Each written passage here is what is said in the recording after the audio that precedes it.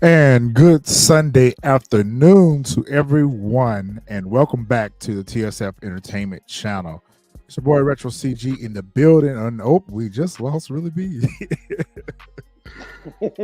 How's everyone doing today? What it do? What's good? Good. Happy Sunday. The Giants won. Jets won. It's been a good week. Maybe that's why she dropped off. Yeah, the Seahawks winning. Yeah. All right, guys. What's up, DeMarcus? Appreciate the super chat. All right, so we are here to talk about Power Book 2 Ghosts in its final days with us. And its final weeks with us. Right. Episode 408, Higher Calling. This is our review and our recap. All right, so starting us off with DeMarcus. Happy 24th birthday to Michael Rainey Jr. Tariq, 24. Am he that old? Oh, I thought he was older. I mean, the way he moving in power, he definitely 24. Right. He got life figured out. That makes so. Would he still be a Virgo then if his birthday's today? I think he's a Virgo. Oh, okay. I thought it takes over the 23rd or something like that. Oh, maybe it does. The 22nd or 23rd, but you're right. I think he is still a Virgo. All right.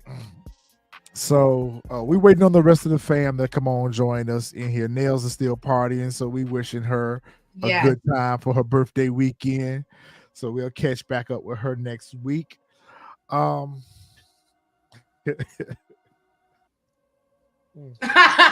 Xavier said she saw it was an episode and didn't want to do it anymore.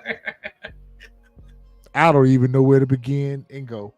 That's all no right. Accurate, Xavier. This episode was beyond ridiculous. Terrible. We waited 2 months for this. And never mind the fact that it's episode 8. They should have made this like episode 6 when they came back, to warm us up or something. Because I don't know, this was just a mess. I don't even know where to start. For me, my rating for this week, a 4. I said 4 too. You gonna let them know? I'm giving this shit a 3 out of 10. This was like fourth quarter basketball with a second left and an air ball. Yeah. Horrible. It was terrible. Hey, Mizzy, appreciate that salute from Georgia. He says stars sabotage power. They definitely did. They really did. They ruined it, actually. DeMarcus, I got to know what you watching. Right. What are you watching? He gave that joint a 5 out of 10. No, he gave it a 7. He gave it a 7. Oh, wow. Yeah, I think we usually see each other. We see each other, but we don't see each other on this. Wow. Right. Oh, Xavier gave it a 5. Whoa. Kiwan, what's up? How you doing? Nice to see you. Hey, Kiwan. I would not watch a show if it was a pure sport. Ain't no way. Tariq finally became Ain't no way. Predator. He tried. He tried. He tried. This episode was insane. Absolutely.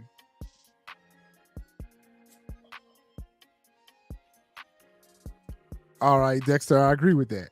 Tariq thinks he's the smartest person in the room, but he's gone from living in a penthouse to working 3 jobs in college and sleeping on a twin bed. That part. What's up, Nikki B? How you doing? Xavier said it was a 5 out of 10. You being nice, Xavier.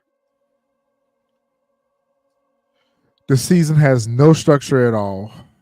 This sounds just like my rant. This sounds just like me in the group text. Like, no structure at all. All right, so we're gonna go ahead and jump on in this thing and see if the rest of the fam decide to get on in here and talk with us about this thing, because I don't even know what we're gonna try. How about that? We're gonna do our best. We're gonna do our best.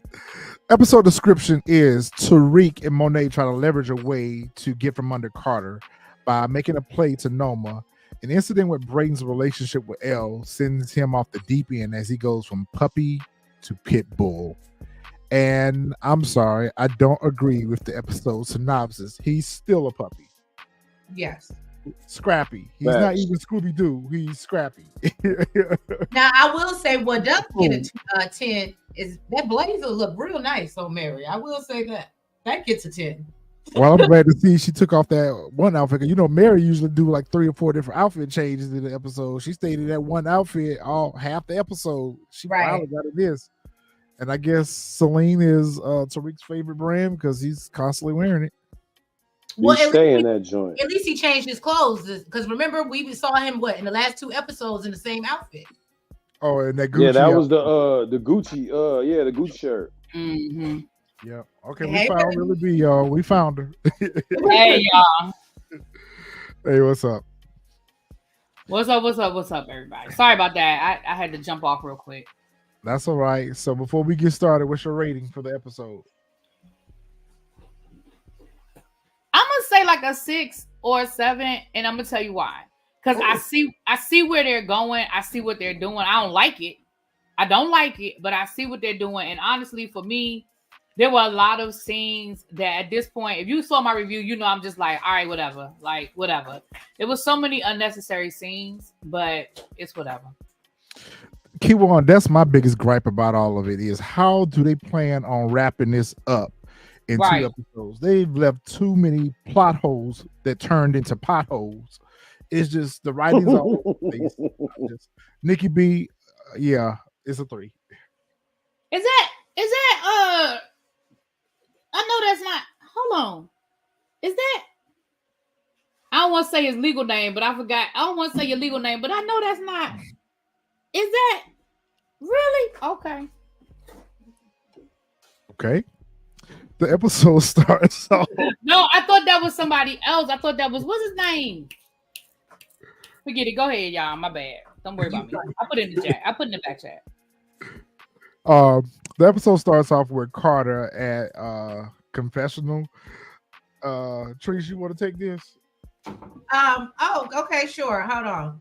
So basically, yeah, we start off with Carter talking to basically he's talking to the team, lying to them about what happened to Felicia and how she was a great person. But yeah, before that, he was at the church and praying for or whatever. And basically, he said that he had never expected for her to be unalive in a fatal car crash. Okay. So, and she was apparently, gone on impact. He said that the union is setting up a fund for her son, Cole. So basically, y'all need to contribute. And then they all take a shot. Then Nico, do you want me to keep going? Yeah, go ahead. Okay. And so then Nico basically corners Carter, and basically you can tell that he's kind of skeptical about his story and wants to know what really happened to her. And he basically is like, nah, man, it was an accident. And so Carter is like, but doing what we do, things like this happen. But didn't he say no? He did say it was a car accident. And so he tells Nico, I know y'all were close, so call me if you want to talk, because basically I don't want you talking to nobody else. And then he also shared with the team that they're setting up a GoFundMe for Felicia's orphan child. Yeah.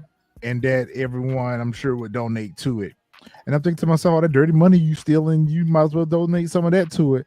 But you ain't got to worry about the child not being taken care of, because Diana going to take care of the child. Diana going to raise the child. The way it's looking. Diana going to jail. You ain't got to worry about the child being taken care of. If she can't get herself together, she out of here. Diana going to raise that baby.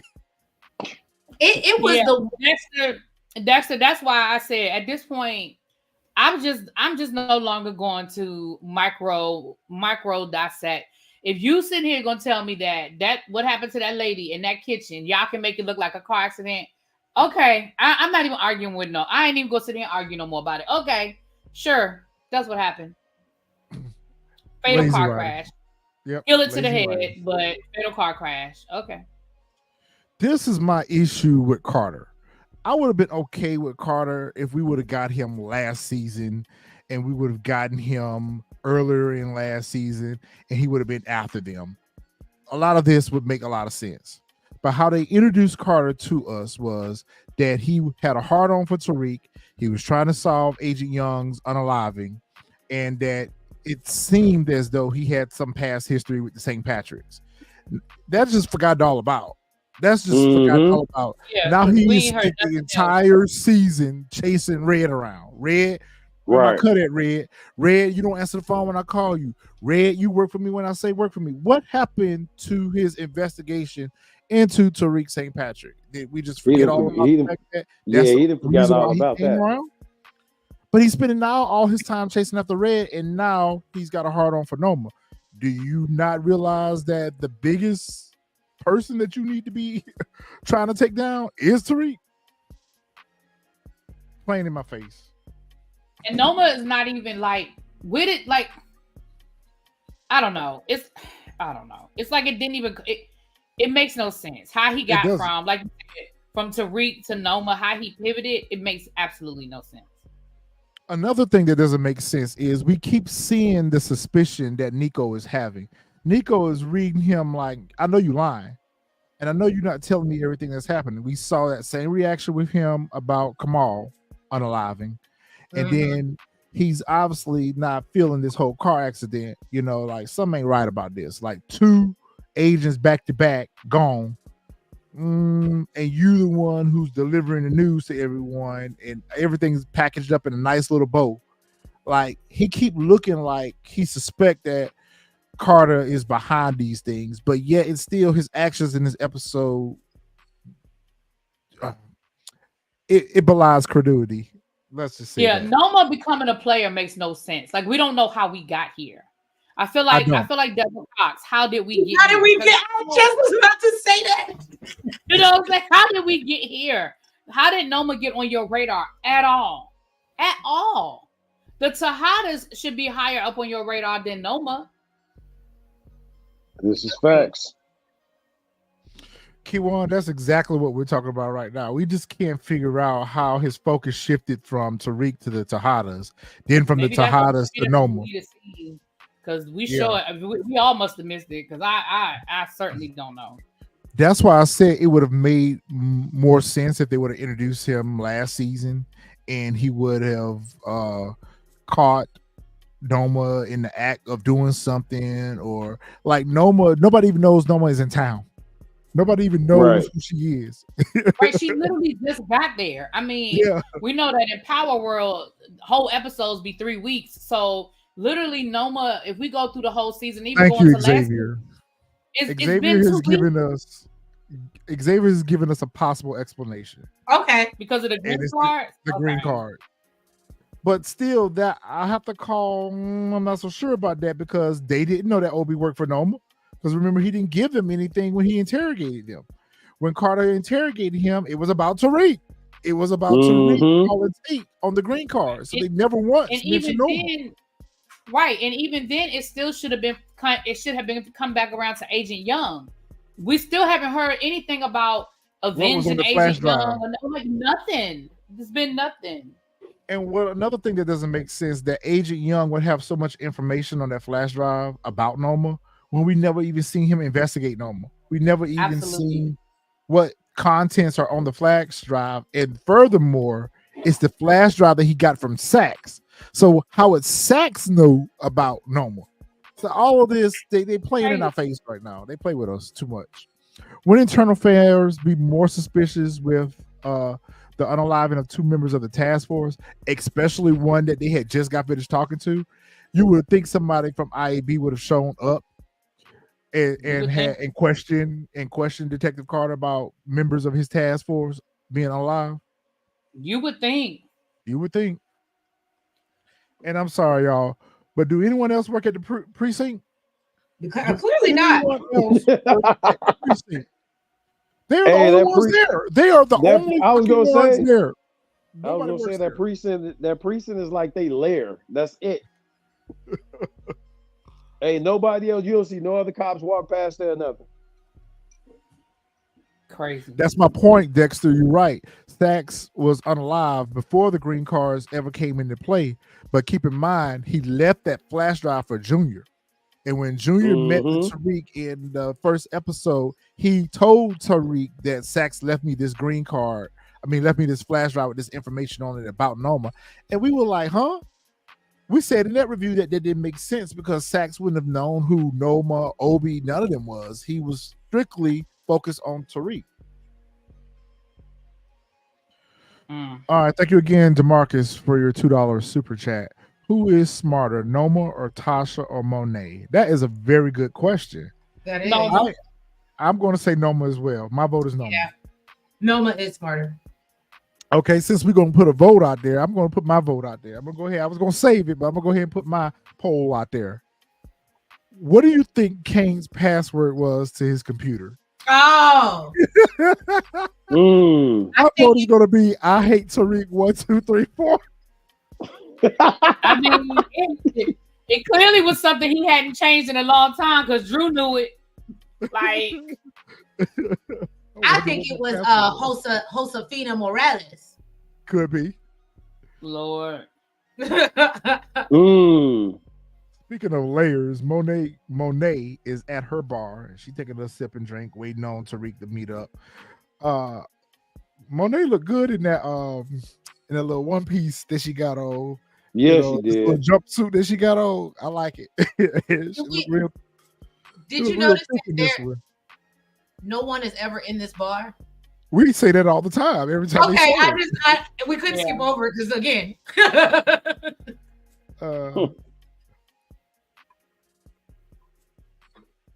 Mama's boy, 1, 2, 3. Mama's boy.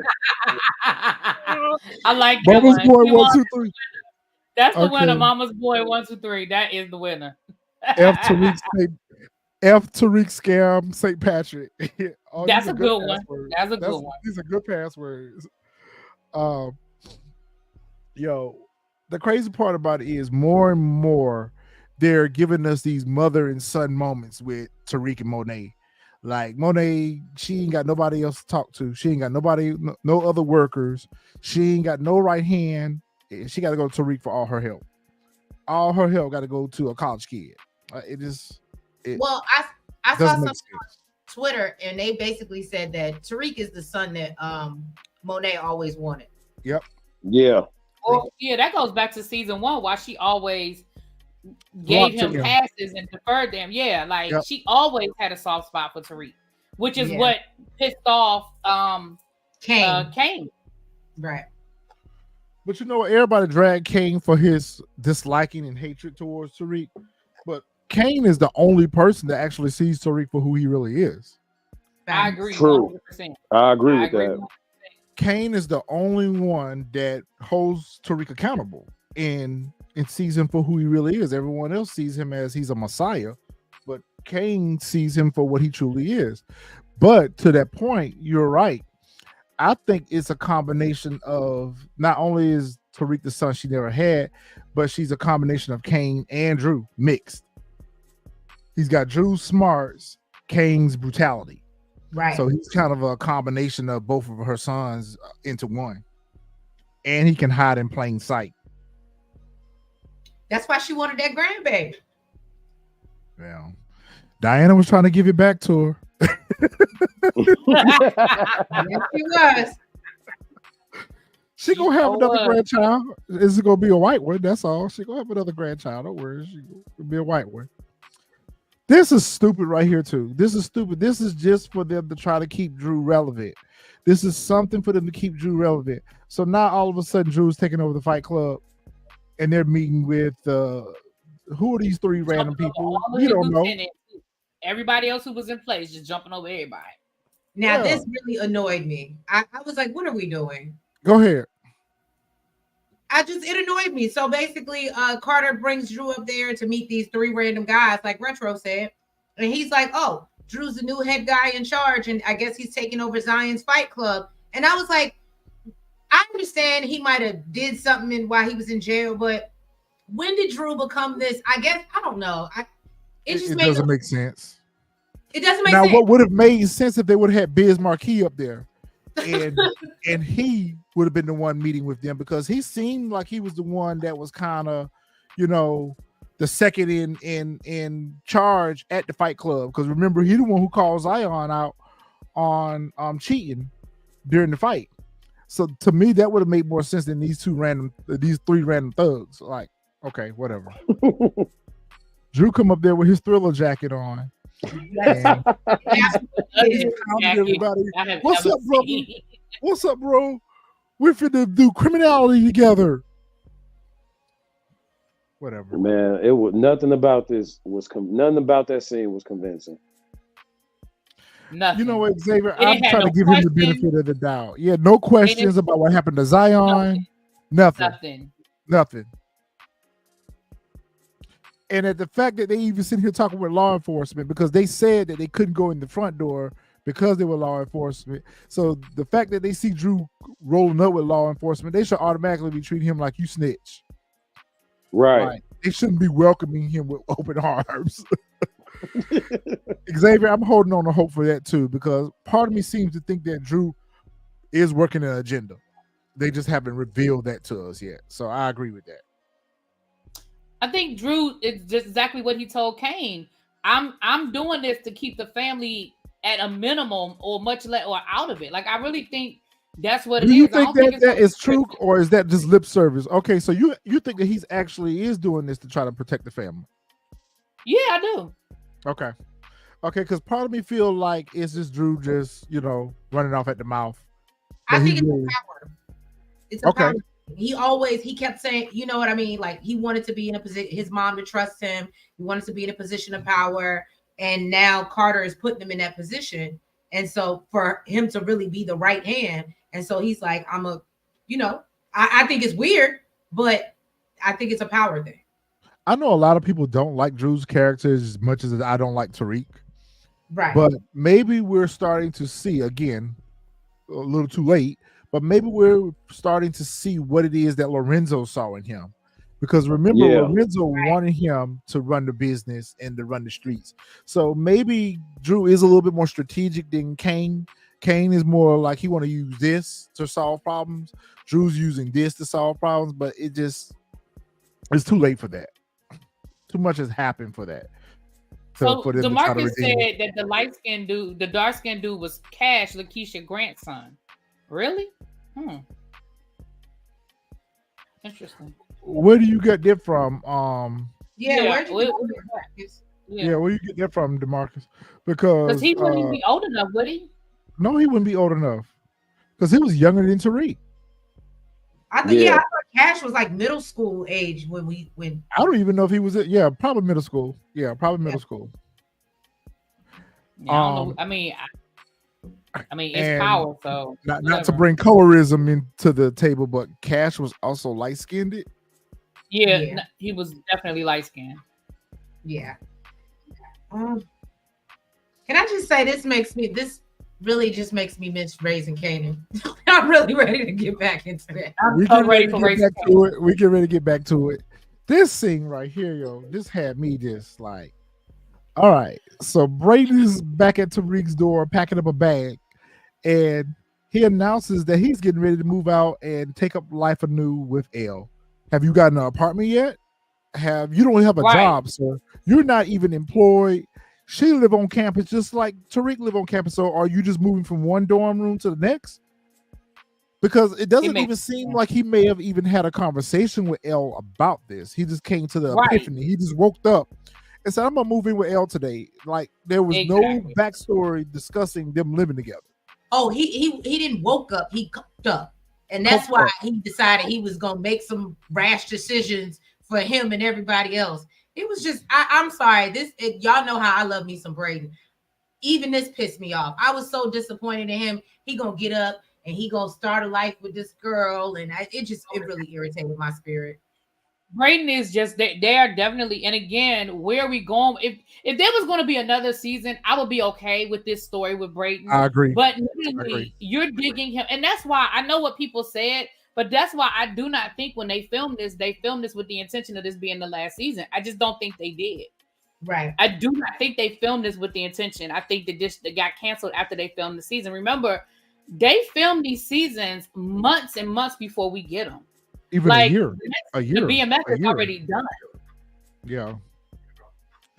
Raising Kanan was done months ago. This was done. So I really don't think that this was filmed with the intent of this being the last season.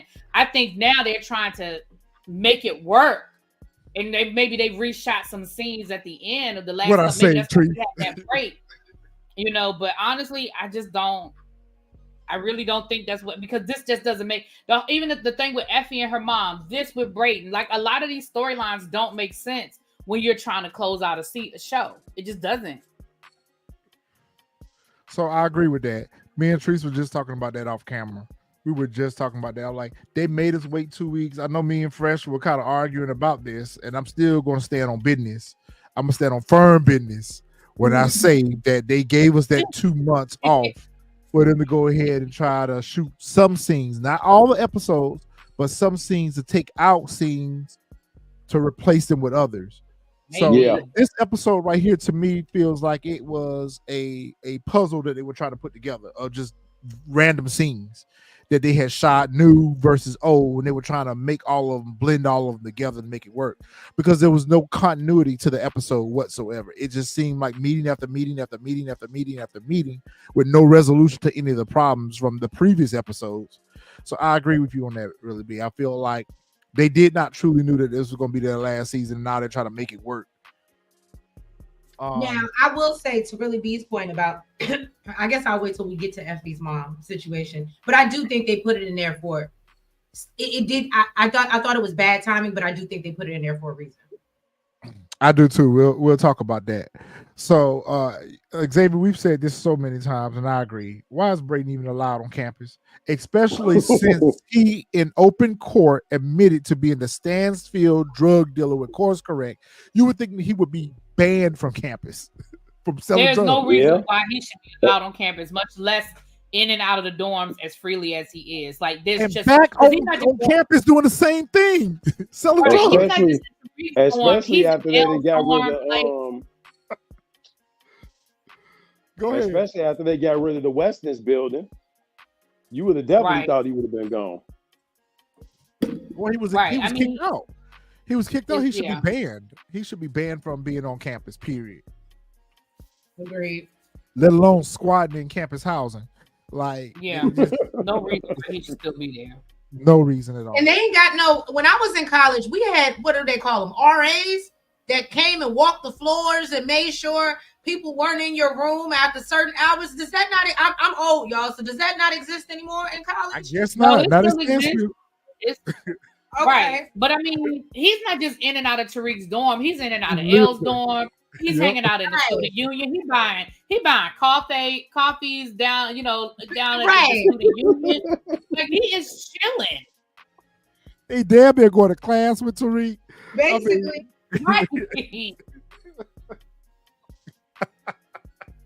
I guess maybe he using his old student ID. Maybe he ain't expired yet. And it's not like people don't know who he is. Like, people literally are calling him out as he's walking across campus. Like, there go that mofo whose family stole my money. Like, it's not like he has a low profile. They know who he is. Right, they know who he is. I agree with that too, Xavier. I would rather them end this show on a cliffhanger, for them to possibly revisit it with another spinoff, than for them to try to make it this patchwork that they're giving us. Hey, Dexter, I'm feeling you. Exactly. Every time they solve a problem, they create two more. Yep. They do. But they've been doing that from the beginning. They've been that has been their MO. That has been their MO on this show. So Tariq is laying up in the bed, and he's giving Brayden a rundown on what's happening and what's going on with Carter and all this stuff. And Brayden is kind of like, he's hearing what Tariq is saying, but he's not really interested in that. His focus is on getting his little shit together, his whole life in that North Face bag, getting it together and taking up life anew with Elle. And so finally, at one point in the conversation, Tariq is like, it sounds like you ain't even got my back, even though we don't. Brayden's a fuck up right now. He was telling Tariq right? Like you trying to unalive a cop. Like think, bro, you don't been down that road, been there, done that. Don't you think you need to try to move a little bit different? Like this ain't gonna work the way you think it's gonna work. Try to unalive a cop. One as dirty as Carter is, and he got others. At least in the last versions of Power with the dirty cops, it's just been them. But this dude got a whole task force behind him. Like you got to be more strategic about this. Basically, same thing Tasha was trying to tell him. Right, basically. And so at some point, Tariq look at him. He like, where you going? He like, I still need you to chip in on this rent. Where you going? He like, I'm moving in with Elle. And Tariq laughed. He laughed. He said, "Are you serious, my dude?" Like Elle didn't even get that memo. And can you imagine if if they would have actually let that play out and them just sitting around their apartment getting high together? Because that's what it would have been. They would have been two kids. Just he wouldn't have accomplished anything. The reason I go back to there was no continuity with this episode. Just last week, Stokely came up in the same dorm room and told them that they were fired for promoting their events because of them selling drugs. You mean Freestyle Unity? Freestyle Unity, right. Right. T came up in there and told them that they were fired from promoting Freestyle Unity at the student union on the Parkers. And you would think that Brayden's next conversation with Elle would be about him getting kicked out of the group, not moving in with her. Like of all the things to talk about with Elle right now, that would probably be the topic of discussion versus him trying to move in with her. It just didn't make sense to what we've already seen play out. They laugh at him like, my dude, you stupid as hell. Like this girl, you just met her 3 minutes ago and you trying to go move in with her like you dumb. And he was like, all right, I'll see you later. And they going about their business. He go over to Brashandia. Brashandia, this is about the second time you done some bullshit like this. Because didn't that happen with Lauren? He got Lauren in trouble with the drugs or whatever. Like, who can't look at that girl in this bed and see that she needs medical attention? What, you were just going to let her lay there and die? Right, you were just going to let her die. Like, I was like, what? So Brayden had no door. What were you going to do? Get the drugs and get out. It's like, fam, what kind of friend are you? What kind of friend are you? What do they say with friends like those? Who needs enemies? Right. Okay. Cause she was gone, like she was all the way messed up, and you just like, yeah, what do we do? Like, what? Call 911. Right. But listen, I have a major issue with this. Why they just didn't let her go? Why didn't they just Man. get a way to let her go? This was the perfect way to get rid of her. And that's terrible to say, but if they would have decided to take her that way, I was like, okay, that's an actually decent storyline. It makes sense. It has a finish to it. Like I would have appreciated that. I'm sorry. So over at Kane's penthouse is like a revolving door this episode. It's so everybody right. Everybody was up in there. Everybody was there. So Team Tariq Monet versus Team Kane Noma have a meeting. Tariq Monet. Tariq Monet. And he called Tariq Scam Patrick. Hey, I love Kane, yo. That's my dude. I love his little one-liners and everything. It'd be so funny. Let me ask you a question. Do you think that the writers actually write that in, or do you think that's? I think he improv that. I was going to say improv he too. improvs a lot. Yeah, because Caucasian male, please come. Yeah, that was not in the script. That was Caucasian male, please come. Caucasian male, please come. That was definitely not in the script.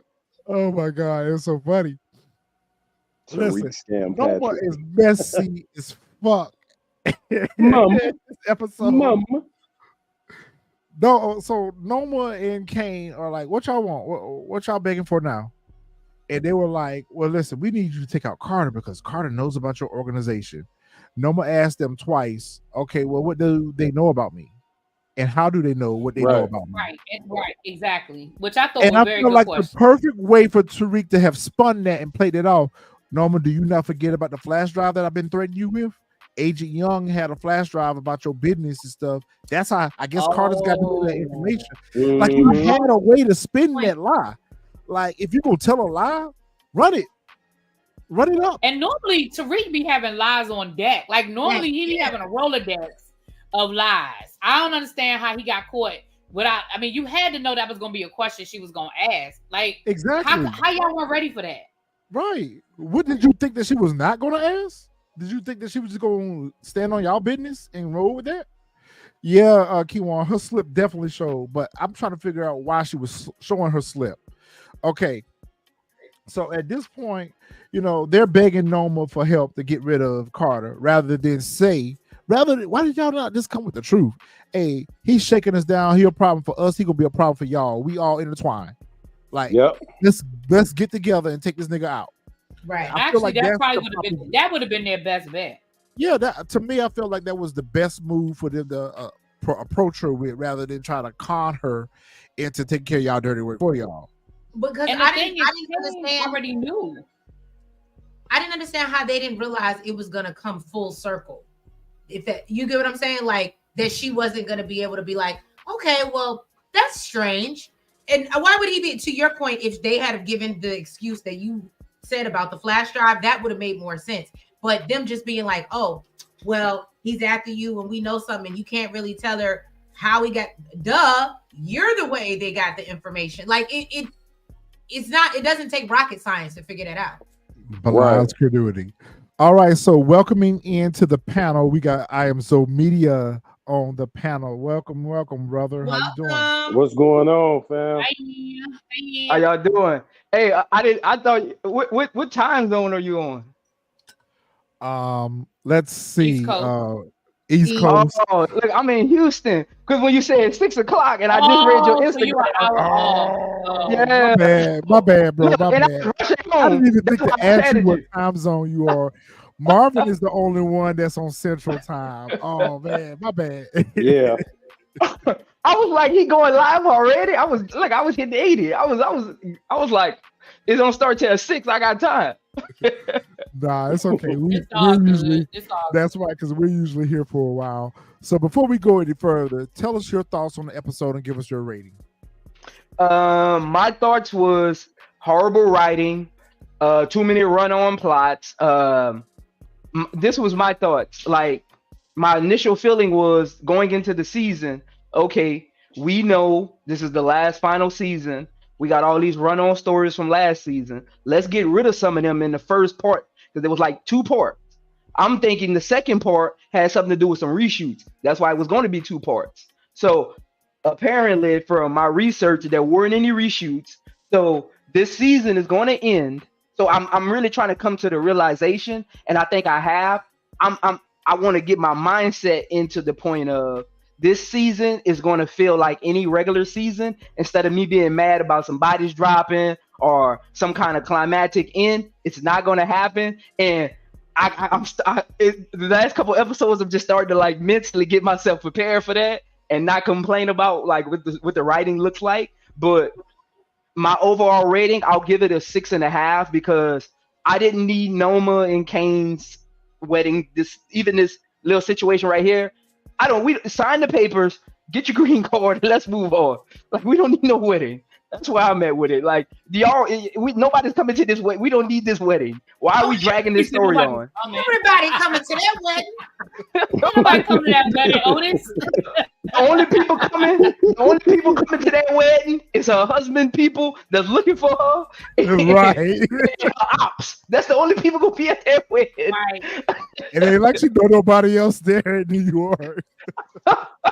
Again, I need to understand Noma's green card situation. Like, they've been dragging it on for 2 seasons. Like, how long can you be somewhere and run all this stuff legitimate? It's been like 2 years. Like, you can't be in the US for 2 years without a green card doing all of this. At least on a TN visa. She should. And then she's owning stuff. You owning stuff. You got this high-rise condo. You got planes. Like, how are you doing all this for 2 years and nobody notices? Well, to that point, I don't know if y'all realize, but we learned later on that Anya actually, I think I asked the question, Anya actually is a citizen, or at least she No, went. no, no, no, no, no. You That don't don't think mean that she's a citizen. That don't mean she okay? has citizenship. Because she could be on what you call it when the students The come. visa. She could be on the Yeah, visa, the student visa. yeah, she's on a Right, student visa. or she might, right, because I don't think if she were a citizen, I think that I don't think it would be an issue. She would just put everything in her daughter's name. That's right. That's right. I think at the very least, maybe a student visa or a TN visa. Noma for that fact should be. I guess she's on a tourist visa. Maybe she's on a tourist visa. But because it's Or- a cover up, I think or that's she the had, reason why she can put it in her name. Or she had Dante Spears running everything. Well, keep in mind her business is not there in the U.S. That's what she's trying to do. She's trying to set up shop here in the U.S. because she can't go back to Europe because she unalive her husband. So she's trying to transfer everything over here to the U.S., but she can't do that because of the citizenship. Now her illegal business is up and going here in the U.S. But that's what I mean. That's what I mean, though. So I played 2 years overseas basketball, and like all the money you bring in, that's what I mean. Like, how is she hiding all of this for 2 years and nobody's looking into it? So like when you're in another country, like I was making pennies on the dollar. All my money, like if my parents or something sent me money overseas, I had to show proof. Like they would check and be like, "Where's this money coming from? Is it like?" So I'm wondering, like, isn't the U.S. checking all of her stuff? Like, how does she have all these high rises? Like all of this stuff she's doing, buying all of this, like out in public. Like in 2 years, you're here illegally doing all of this, and nobody knows nothing. Noma's character should not be this prominent. We have never spent this much time with a connect before. Like we spent a little time with Milan, we spent a little time with Lobos, we spent a little time with some of the connects, but Noma is like she's part of the cast at this point. Like we should not be spending this much time with Noma. Yeah. Yep. So Monet's like, look, fuck all this shit y'all talking about. Like, look, let's just put a plan out here on the table. We work out the details later. Like, are y'all in or y'all out? And it was like, no. And she was like, can you so he whipped over this bitch? yo, Monet be dragging Noma. Monet be dragging Noma. She was like, yo, you so P whipped over this Jeep on Jeep. and Noma was like, love, that's not a nice thing to say, mom. And of course, like, that's it. Her mom, Monet, like, mom, mommy, what you talking about? What you talking about? She's like, what the fuck you talking about? She was like, did you not know, love? Me and Kane, we're to be engaged. We're going to get married. Like Kane forgot to make a couple of phone calls. Right, he didn't tell nobody. I have a question. I have a question for the panel. I have a question for the panel. But he had time. You don't know about that ring. You don't know about that ring for us. I have a question for the panel about Noma. Go ahead. I have a question for the panel about Noma. Maybe one of y'all know. Maybe y'all have done some deep research. I don't understand Noma's infatuation with just pissing off Monet. Like, maybe I missed something. Like, is there something I missed? Like, I don't understand why she doesn't like her so much. Like, she wanted to get her out the game. Like, is there something I missed? We said that in one of our previous reviews. The only thing that I can come up with is that Noma wants to be the HBIC. And Monet she's tough competition. Like she ain't backing down to her. Everyone else backs down to Noma. Monet don't. So for her, it's like I got to get her out of my way because like she coming for what's mine. That's the best way I can describe it. And then she just knows that she can ruffle Monet's feathers. Like instantly she can do it. And keep in mind, Monet unalive Mecca. So, you know, she probably holding a heart on for Monet behind that, too. Yeah. Because she unalived her fiance. Yeah, it goes back to Mecca. Yeah. Because I think she actually liked Mecca. Yeah. Well, Mecca was her way to solidify her business here in the U.S. When she took him off of the board, she left Noma with a problem. So, out of respect for Monet and the fact that if Monet and Mecca didn't have their history that they had, I think Noma would have took Monet out, but because of that, it's a little bit of a gray area. So I think that she just fucks with her because she knows that she can. Makes sense. Okay, so the chat is saying the same thing. Remember here, she unalived Mecca. Dexter said that. DeMarcus says because she unalive Mecca. Yep. That's a good question. I don't know. And she was like, we're fin to be family, and that's no way to talk to your daughter-in-law, Mum. mom. And she got to show the ring to everybody. She She's She dangled the hell out that ring. yeah, she dangled that ring like. Is it just me, or did I feel like she bought that for herself? I told you bought she it for her. did. So bought that ring for Let's herself. be honest. She took that out the safe. Like she already Out had the that. jewelry box, right? Hey, but I was like, Kane did not purchase that. Because she told Effie Kane did. If he did, he bought it with her money. Right. He took her. Right, he took her Amex Black. Like, Right. it ain't his. Right. He took her It ain't Amex his Black, money. just like he bought that building with her money. He bought it Right. with her money. Okay. Tariq laughing at the shit. Tariq laughing with the shit with his messy Tariq ass. found it highly hilarious. Yep. He's like, oh, okay, so I'm going to win. Okay, cool. He's like, but what y'all gonna do about this whole Mecca problem? I mean, about this whole Carter problem. They sent Tariq on his way or whatever. And Noma and Kane, basically Noma tells Kane that she need to go find out what it is that Carter know about her business and find out how her name got in NYPD mouth. I'm sorry, y'all. I have a freaking issue with how they're writing Davis. Enter Davis Esquire. I get that he don't lay down with Noma a couple times. I don't feel like he got feelings for Noma. I think he's trying to mark Noma as territory or whatever. I think he's a little annoyed with Noma because she chose Kane's idea versus his idea. But she told him, she's like, what can you do for me? She was like, you get ready to go through a divorce, so it's not like I can marry you. But going back to what I said last week, I think Davis expected her to put the company in his name. I just, the way they got him arguing with Kane and going back and forth with Kane over her, like they arguing over her, I don't like that. Davis is supposed to be the inside man. You there for Tariq and you there for Noma. How this working? How this working out for you? And now you catching feelings with her because she fucking around with Kane? Like, I don't like how they did Davis. Go ahead, y'all. But I mean, that's just like Noma feeling the way about Effie. Right. I don't think Davis had no feelings for her. I think it's just a dick contest, and I think him and Kane are just in the middle of it. Like, I don't think either one of them give a damn about Noma like that. It's a power thing, and it's a who's is bigger.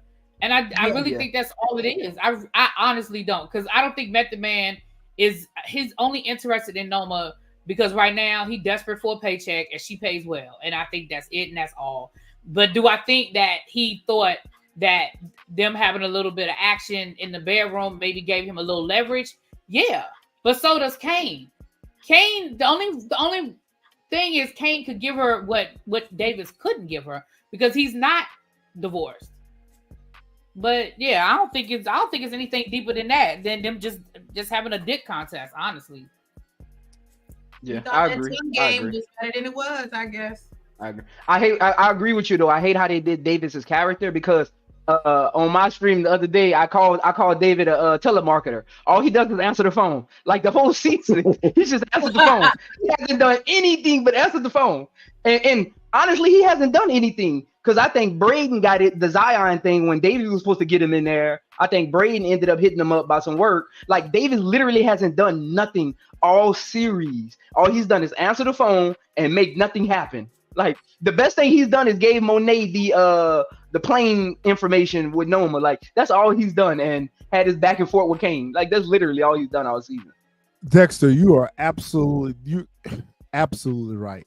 Davis jeopardized his license by working with Tariq and Monet at the same time, and now he's doing the exact same thing with Tariq and Noma.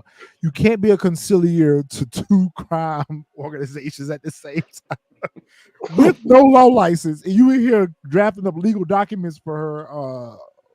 You gonna take them to a notary republic because you can't do nothing with them documents because your license is suspended. And the fact that she's got you compiling work for her on behalf of her, knowing that you don't got no law license, like the Northern boy. What you gonna do with him? I feel like Davis is gonna be unalive before you get to file him anyway. So then she brought, Davis might not be here much longer. Yeah, Davis out of here. He ain't gonna be with us much longer. I can tell you that right now. Then she brought Effie over here. Going back to what you were saying, somebody said it earlier. Like, quit fucking with that girl. Right. Like, quit, leave her alone at this point. Mhm. But like she do everything she can to get under Effie's skin about Kane, and then showing off the ring and talking about how heavy the ring is or whatever. And even when Kane tried to clean it up by saying it's a marriage for business, she was like, "No, it's not. It's a marriage, but it's friends with benefits." And I'm Oh like, yeah, really? she had to let her know she was hunching on him. Yeah, she had to let him Yeah. know she was fucking on him too. Exactly. I said, "Damn, Noma, you messy. You messy as fuck."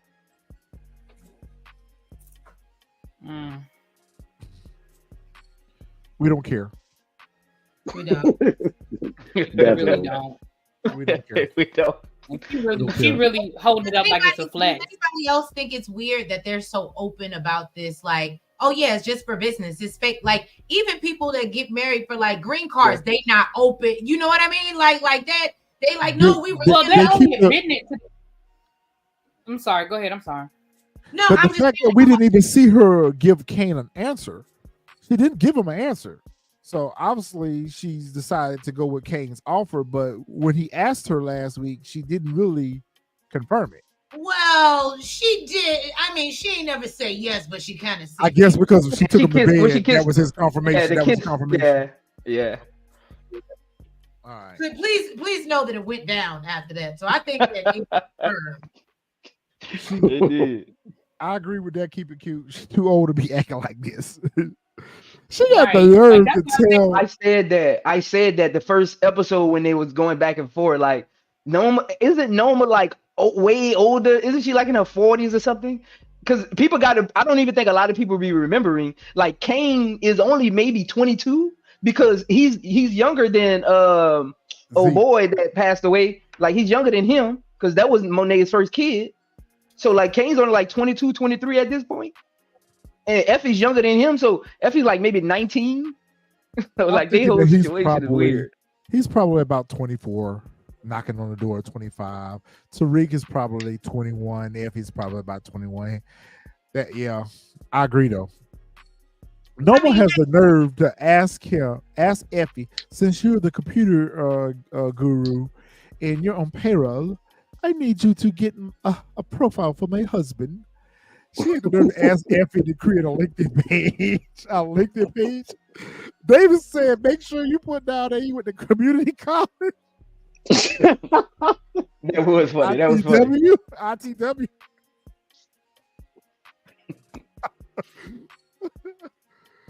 Yeah, my he goodness, basically that told was him funny. ain't nobody gonna believe his ass went to no accredited school. Put him down At to all. community college.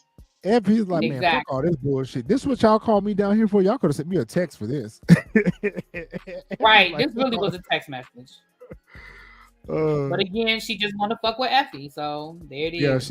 that's the only reason why she called her over there, just to fuck with her and dangle that ring in her face. Noma was scarier last season. The more we see her, the more insignificant she becomes. I agree with that. We've said that. Yeah, last season I was absolutely scared whenever she was in a scene. I'd be like, "Oh shit, what's about to happen?" But I agree. Absolutely, all of that's gone now.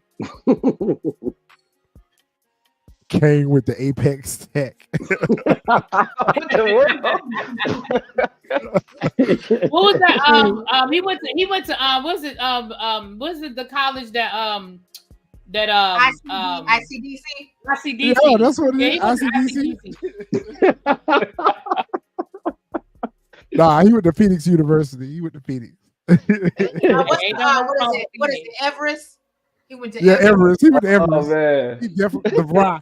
He went to I ain't seen DeVry. that commercial in He went years. to DeVry. He went to DeVry. Y'all so silly.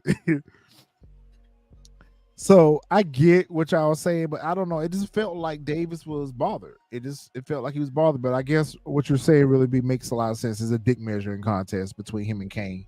And he feels like he shouldn't be competing with Kane because Kane don't have what he has to offer. Right. And then leave straight from there and take his ass over here to Monet, Team Tariq Monet, and give them information about her legit business. And I'm thinking to myself, Davis, that might be your nail in your coffin right there because that's gonna tie back to you. There's no other way that they could find that out without you have shared that information with them. So the fact that you gave up Noma's legit business and gave them the information about her airplane business that she was trying to wash her dirty money through, yeah, that's going to lead back to you, Bo. Yeah. Yep, and that's going to get you in a white casket. Well, I don't know. Davis used to have a gangster past, right? He Well, he gonna need it. He gonna need it because at some point Noma gonna come to the realization that that leaked out from Davis. Well, she gonna figure it out now after the little conversation she have at the end. She gonna put Right. all them pieces together. Yeah, she gonna put all them pieces together, and of course Yeah, Tariq. Go ahead. I think bro. he gonna need a plausible. I think Davis gonna need a plausible excuse for how he knew about the feds watching Noma. If it comes off, and I think she gonna ask him about it. If it comes off shaky, that's when she gonna start suspecting. I think that conversation right there gonna be either his uprising to kind of get through all of this, or his downfall. Because she gonna question how he knows. Because once she starts working with Carter, she gonna start questioning everybody in the organization. So, because Carter gonna start telling her stuff. So if his excuse isn't good, that's gonna be his downfall. Yep. Oh, I think he told her already though. He said that How he he had found somebody out? on. Yeah, he said he had somebody on the inside. That was I think that was when they Kane and Noma met up with Detective Nico. Yeah, he said that, but now that she has somebody on the inside with Carter, he gonna have to talk about who this inside person actually is, because Carter gonna be like, it ain't me. That's what I mean. Yeah. That's why I said like her working with Carter is going to be Davis's downfall, is his excuse, because it gonna come up again. It got to come up again. It's gonna come up again now that she working with Carter. So he got to have a good excuse for how he knows about that and who his inside man is. I agree with Marcus. I like how Davis checked Tariq too. Like Tariq pretty much was in his bag. Had the nerve to be in his bag, talking about you should be loyal to me. And Davis like, fuck you, I'm loyal to this money. Like, listen, Right. calm down, little dude. If Okay. it wasn't for you, I would still be living in my good life. Like, you the reason But why that I'm in goes this back. situation. Yes, that goes back to what I always say. Tariq bring nothing but acrimony and turmoil to everybody's life he come in contact with. Like, you the main reason why this man ain't practicing law right now. And you got the nerve to sit here and talk cash shit to him. You can't pay him. You ain't moving no work right now. You ain't got no work out on the streets right now. Like, you can't pay him. Like, and then you send him over there to lay up under Noma anyway. So, like, why are you in your bag about that? David's like, man, listen, calm down and get this information and do whatever it is that you choose to do with it and get up out of my face. These two right here, I am just so sick of the sibling rival between these two. I need y'all to make up, be brothers This was again. so unnecessary. This whole situation was unnecessary. The dialogue, like we've heard this 50 million, 11, 13, 14 times with the two of them fighting over whatever the hell it is they're fighting over. I'm sick of them. I'm sick of all of it. And this was so stupid. All of this was stupid. Well, I think the point he was supposed, I guess, to be trying to go see him to see, try to get information. Was my part. Like, I do agree it was a stupid scene, but I think he was going to be like, oh, so how did Noma and, whatever. He was trying to figure out, get some information from. Mm-hmm. Both of them are accusing each other of the same thing. Like, Kane is accusing Drew of being Carter's do boy.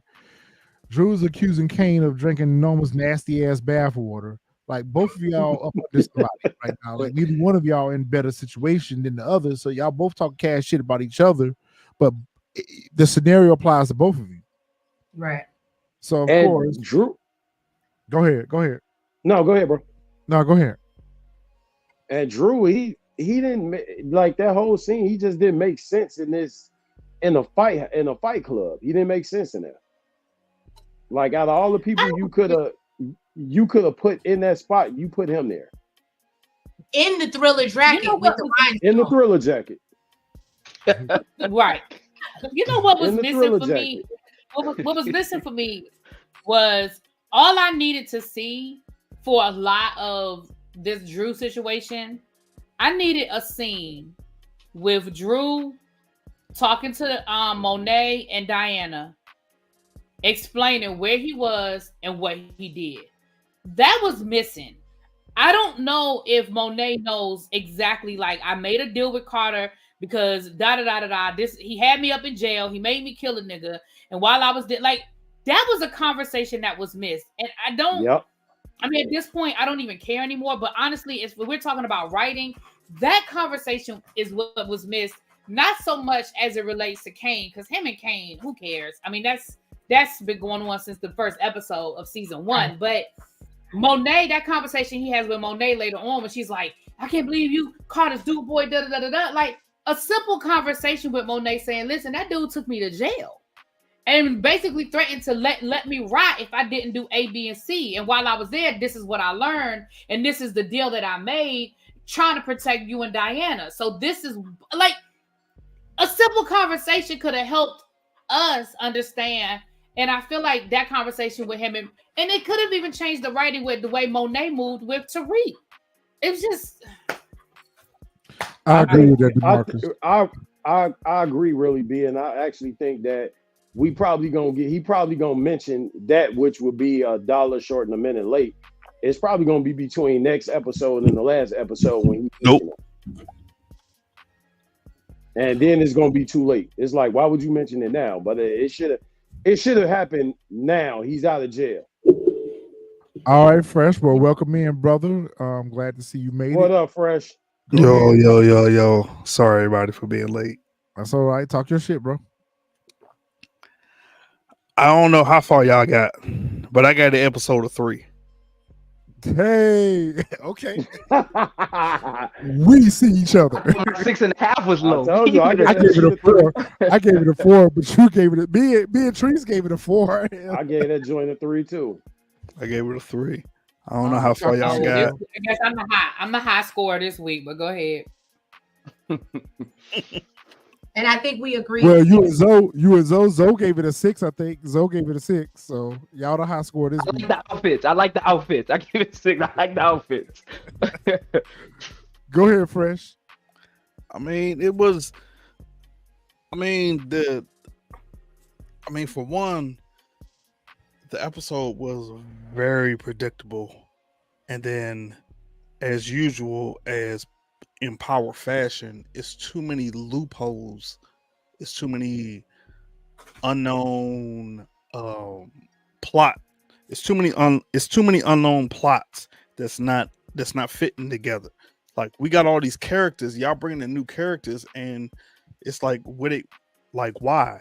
Like, y'all done brought in Zion already. He's gone. He's eliminated. Then y'all brought in these 3 new characters that we don't know nothing about with, and I don't know if y'all got there yet. With Drew, it's like, okay, we got 3 new characters that we know nothing about. It's like, there's no way. This episode showed me right here, there's no way in the world y'all could tell me that y'all did not know when y'all started filming that this was the end of the season, because now y'all are trying to rush everything at the end. Y'all trying to rush everything. Y'all trying to put everything together at the end. Y'all rushing it. Like, it showed in this episode, but that's just me. So we kind of talked about that earlier. We kind of have different viewpoints on that. Yeah, I disagree with that. You know me. You know, I've always thought that that's why they gave us a 2-month break, was for them to go back and try to reshoot some of these scenes to try to make it work.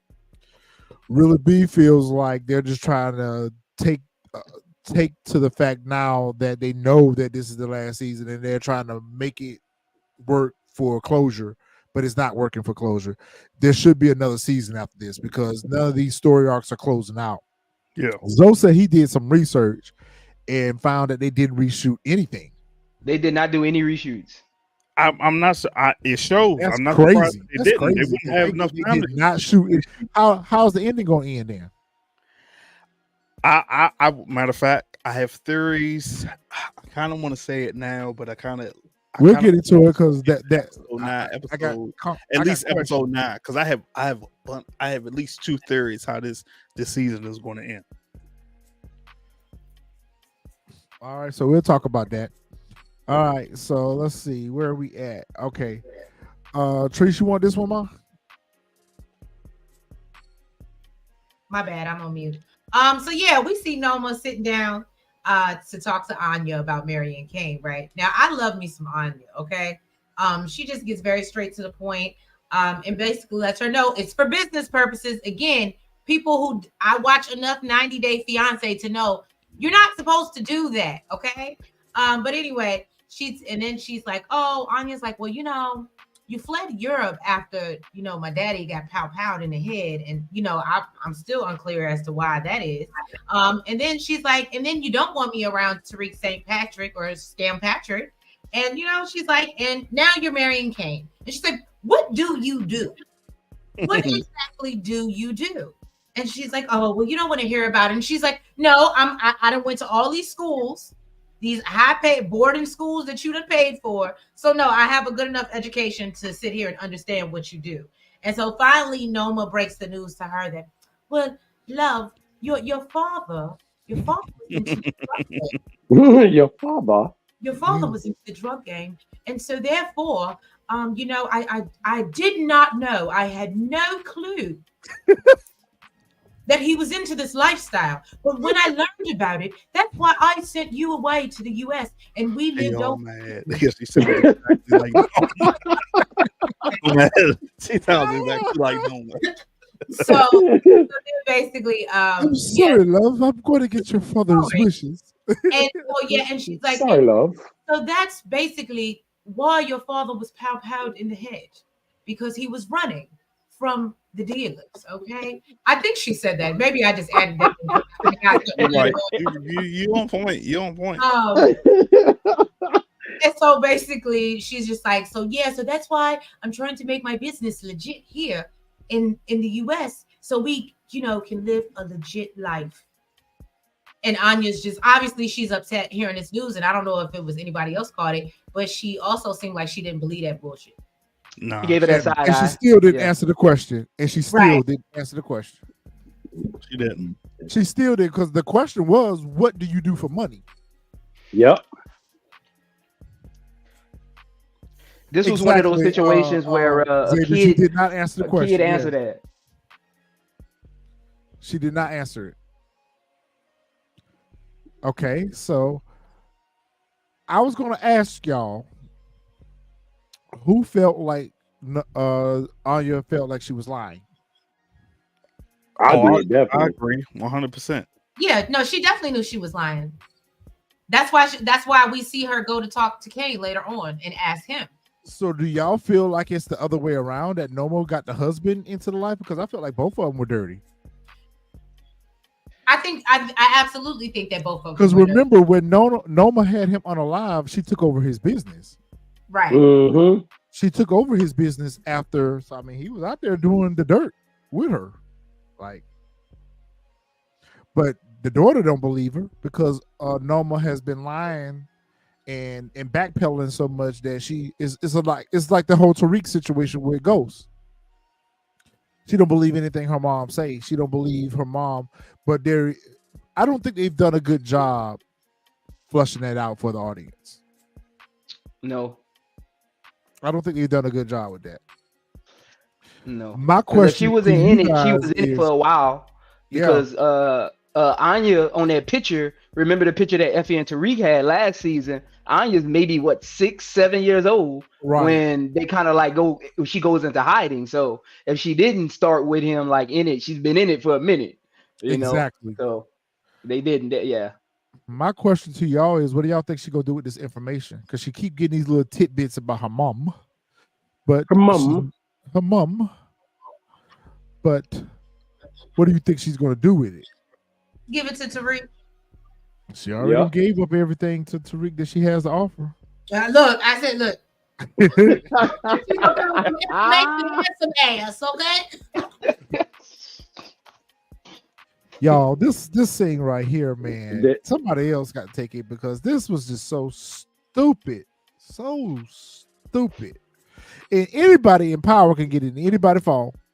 Anybody in power can get into anybody's phone. You're not lying. Y'all want me to do it since I love Brayden so much? I'll do it. Go right ahead. So even though this made me mad, so we basically see Brayden at the hospital with Elle, and she's the doctor comes in and tells him that he wants to make sure that he didn't have the same stuff that Elle had because it was laced with fentanyl, and this put her in a cardiac arrest.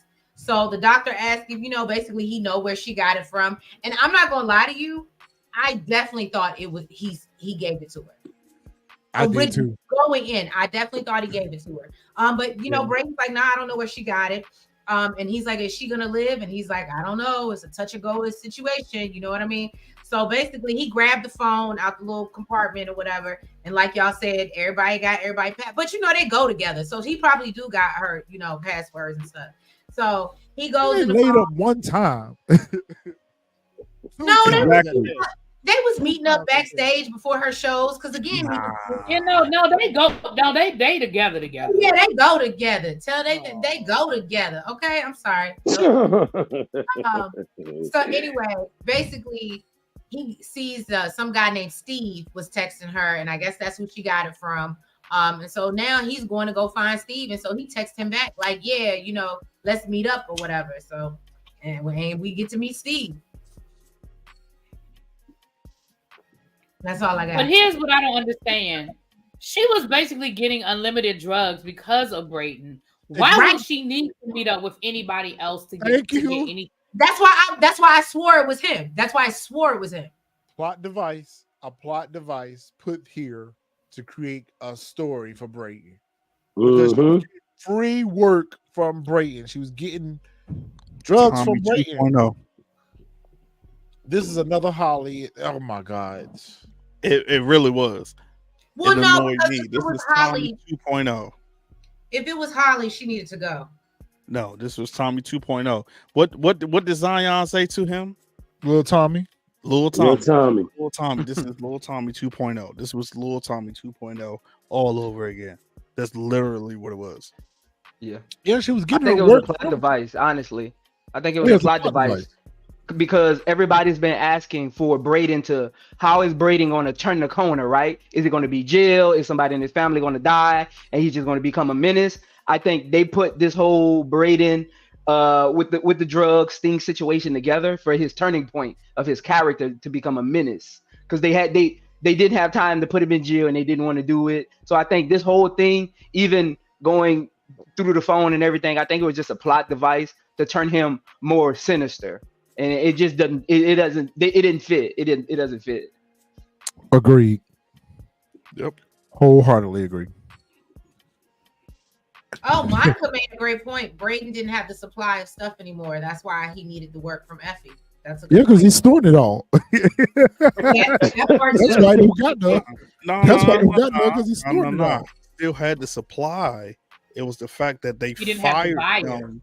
Yeah, he Right. got fired. He got fired from doing the whole whatchamacallit for their events. They still had supply. So they didn't need Effie's whatchamacallit. He just threw that in there as like, yo, give me the Effie, the contacts. They still had supply. They just, he was messing up because, he was getting high. But because that's why whatever the dude name is, I don't know his name. They came to Tariq and both of them was like they fired. Stokely. Mm-hmm.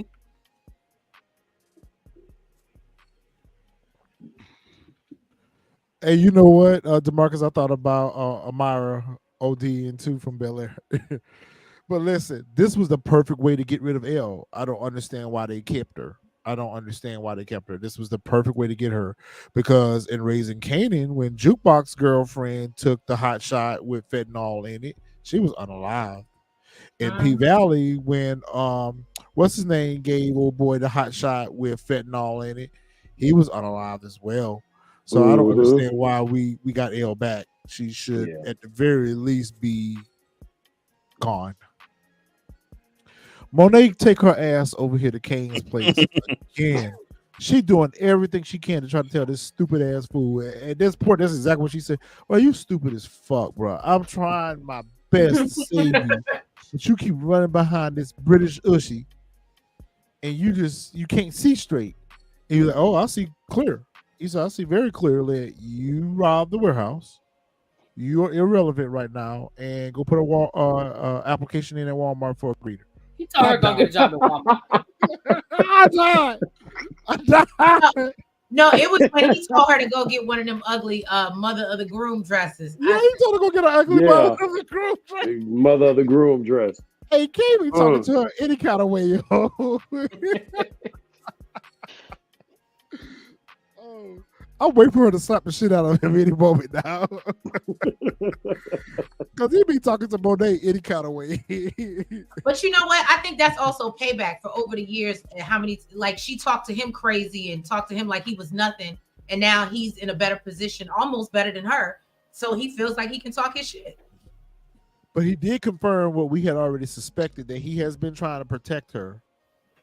She confirmed what we had said as well. She's trying to protect him, but instead of them having a meeting of the minds, they have this adversarial commentary back and forth. It's just a plot device for us to continue to have conflict between Monet and Kane.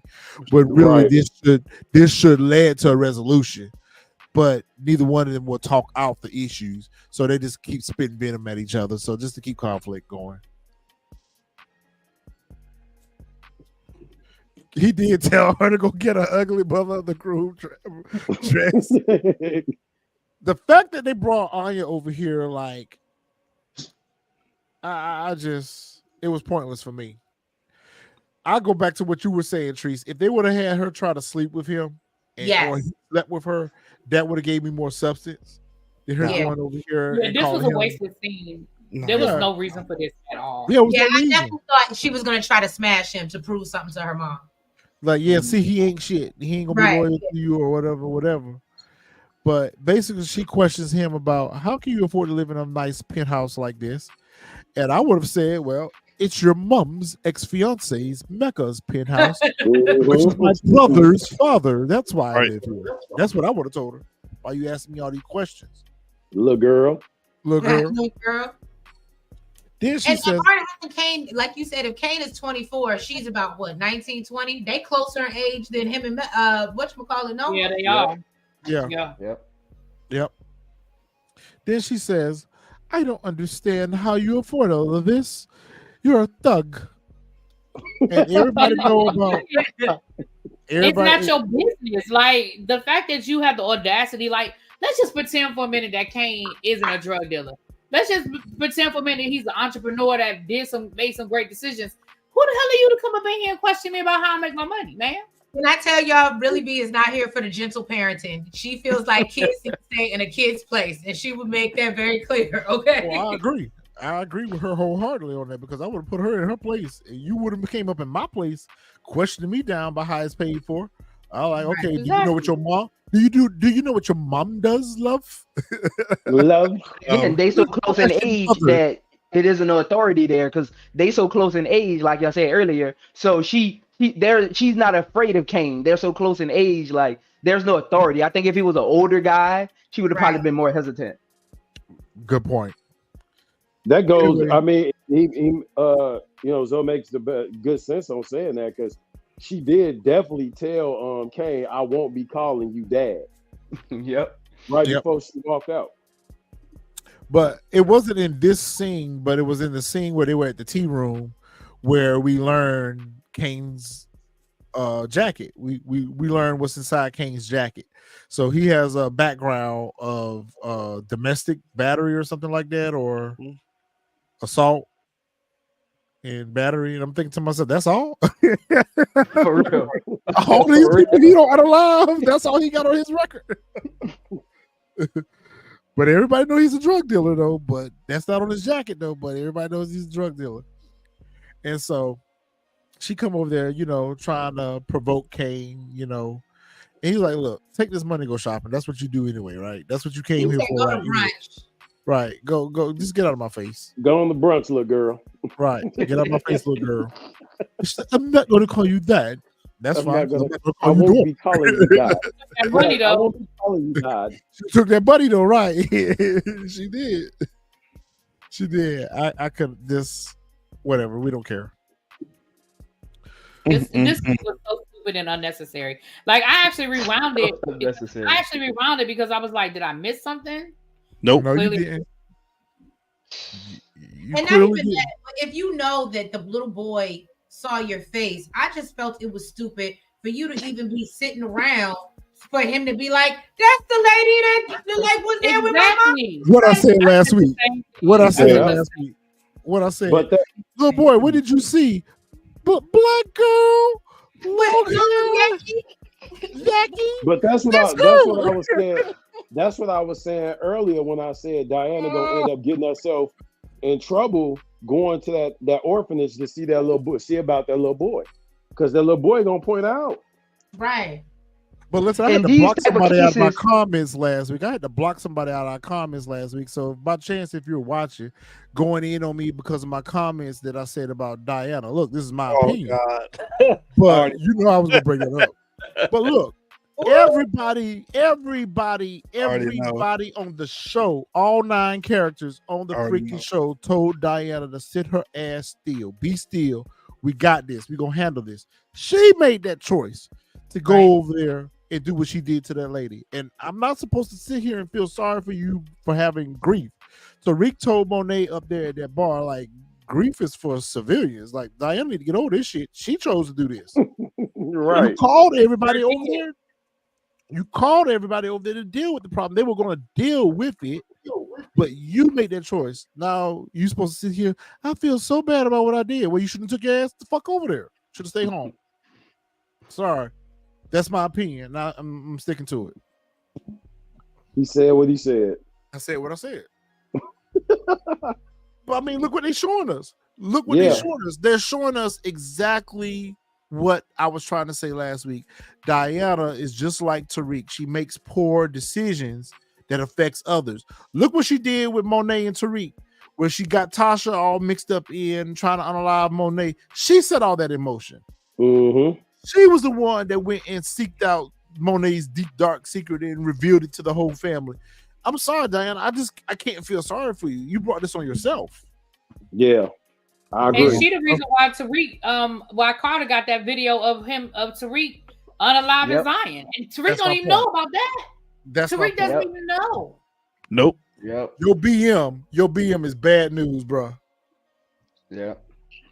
Bad This news. whole situation was like, honestly, people keep forgetting that is a kid of a slain police officer, not just some beat cop, a Right. detective in a That's task right. force. You go, you are an unfamiliar face on a playground where teachers and who's ever watching this kid probably for the next couple weeks is monitoring everything, and you're an unfamiliar face. You aren't hiding. You're literally standing by the entrance of the fence where everyone can see you in daylight. This whole scene was unnecessary and just plain out dumb by her. Yeah. That lets you know she isn't street smart at all. Not For the even little boy to run up to her and I say, well, think- are you going to read me another story? That's the lady that read me a story. That's her. Yeah, I think Detective Nico gonna see her up there, cause he already suspicious. Yeah, I can see that. Yeah, because this lady was just being investigated by IAB. So it's not like, I agree. She shouldn't have took her ass the fuck up there. Nope. And then they like you said once before, she wasn't built for this life. So like everybody that's been telling, like you said, sit your ass down somewhere, man. We'll take care of it. But you got to do things your way. Now you over there.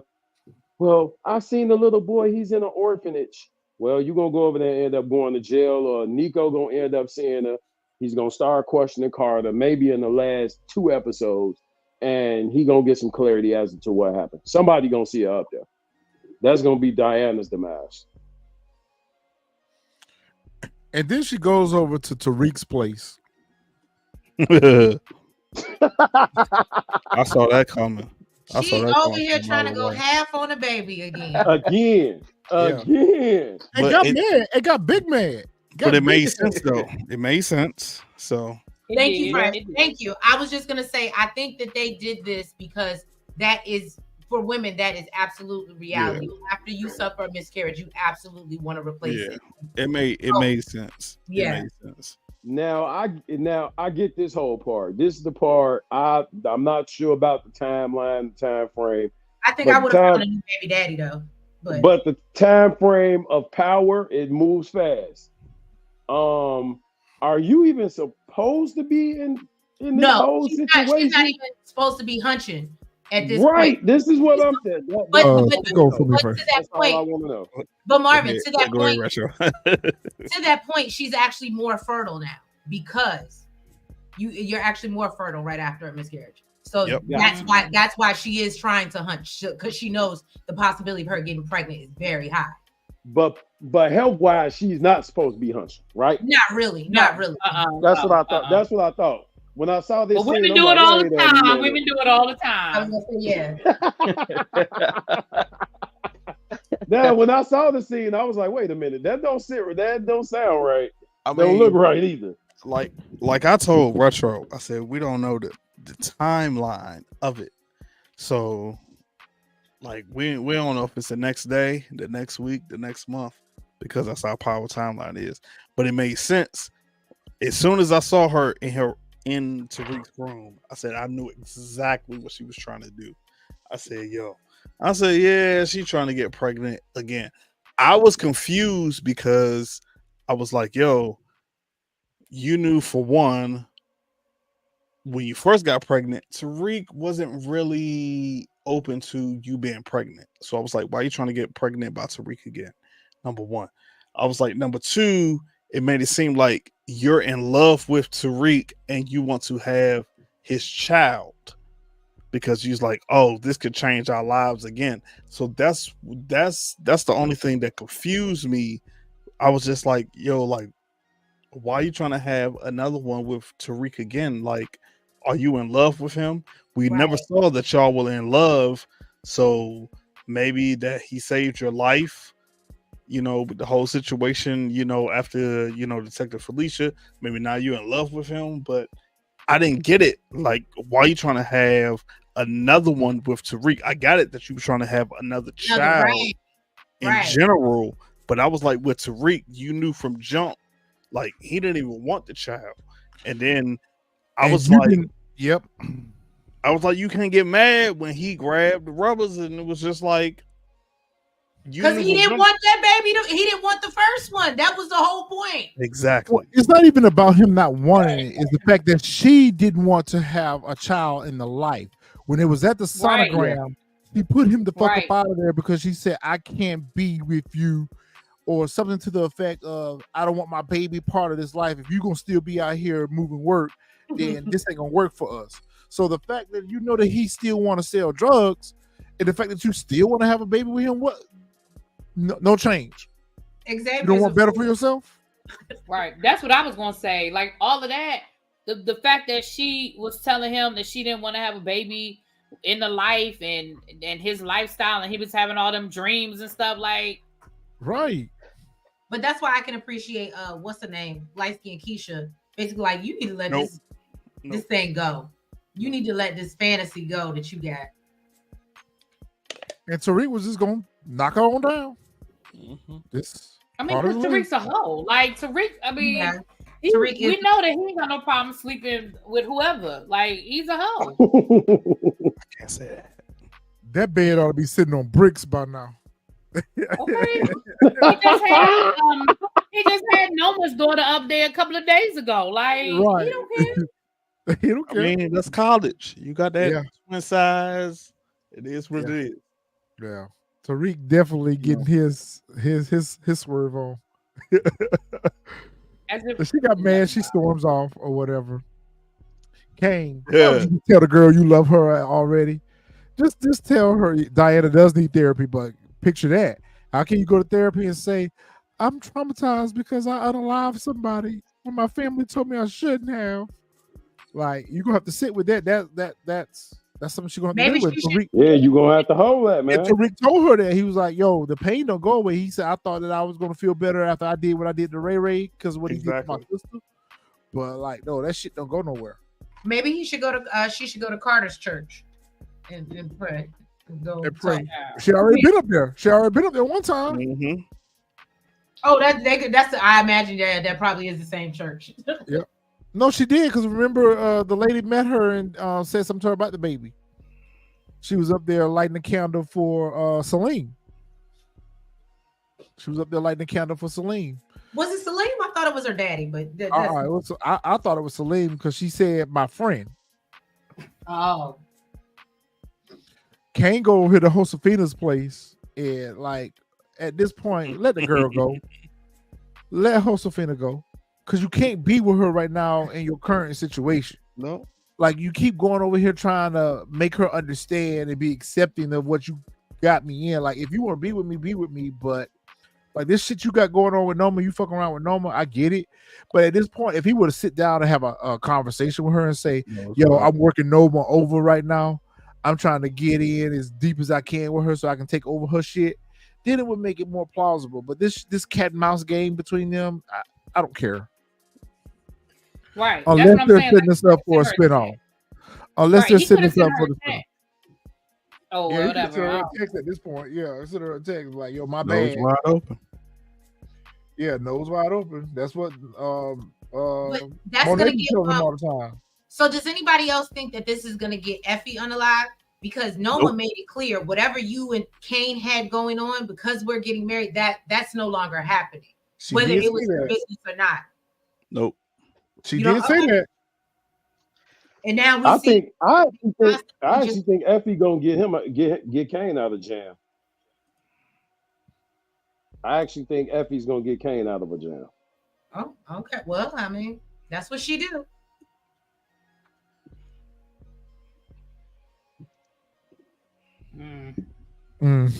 Is right. I just don't.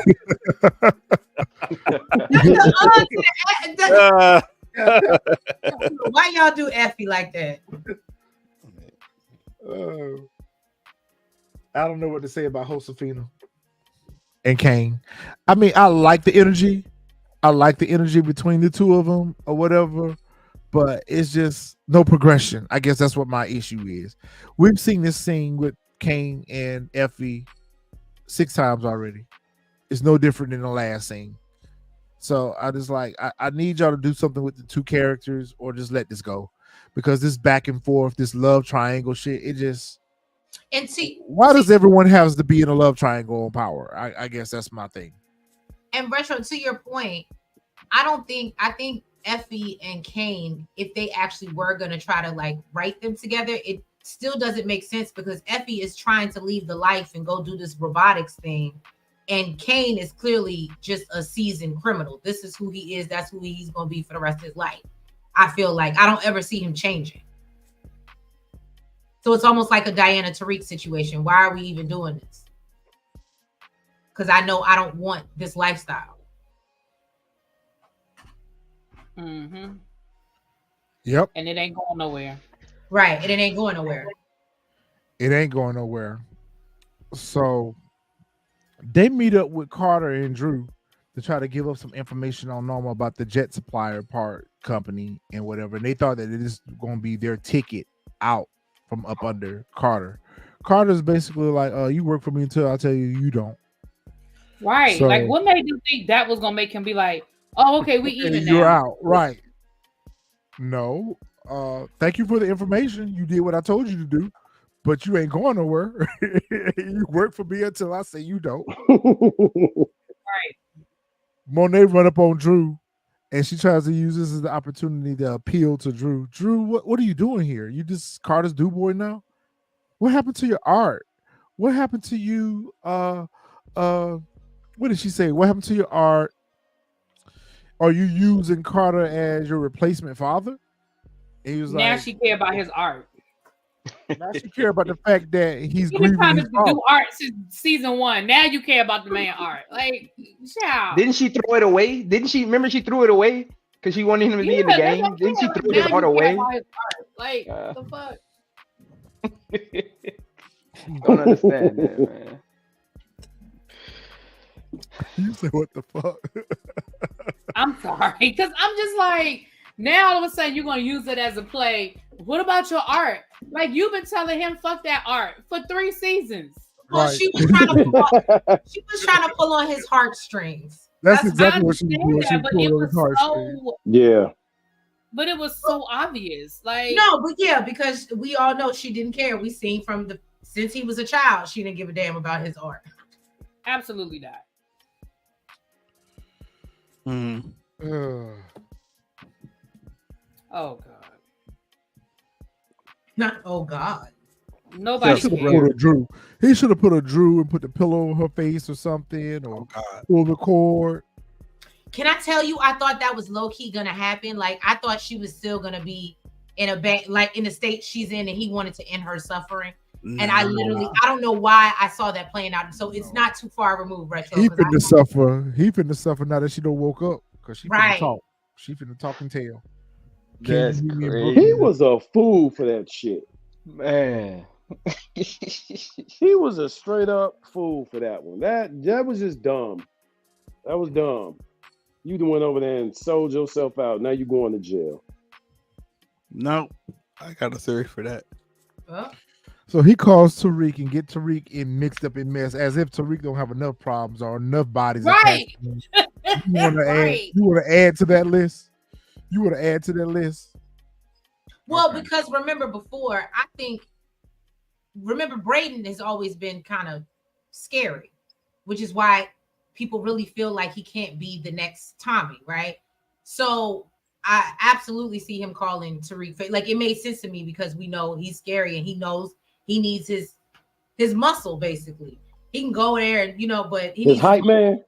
Yeah, his hype man basically.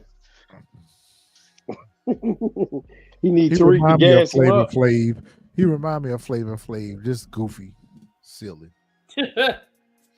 He called Tariq up and be like, "Yo, bro, I need you." He's like, What up, "Send up. boy? I'm finna slide. I'm heading that way." Drew go back to work. Drew go to clock in at work. Drew got fired on his day off. Drew got fired on his day off.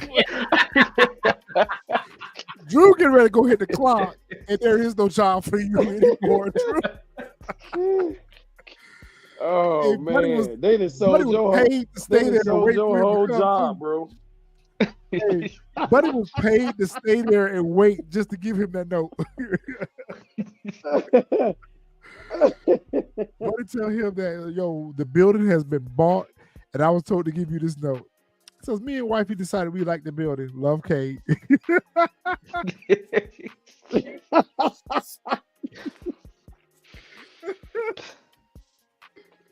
I said, Kay is so fucking messy. He's so messy.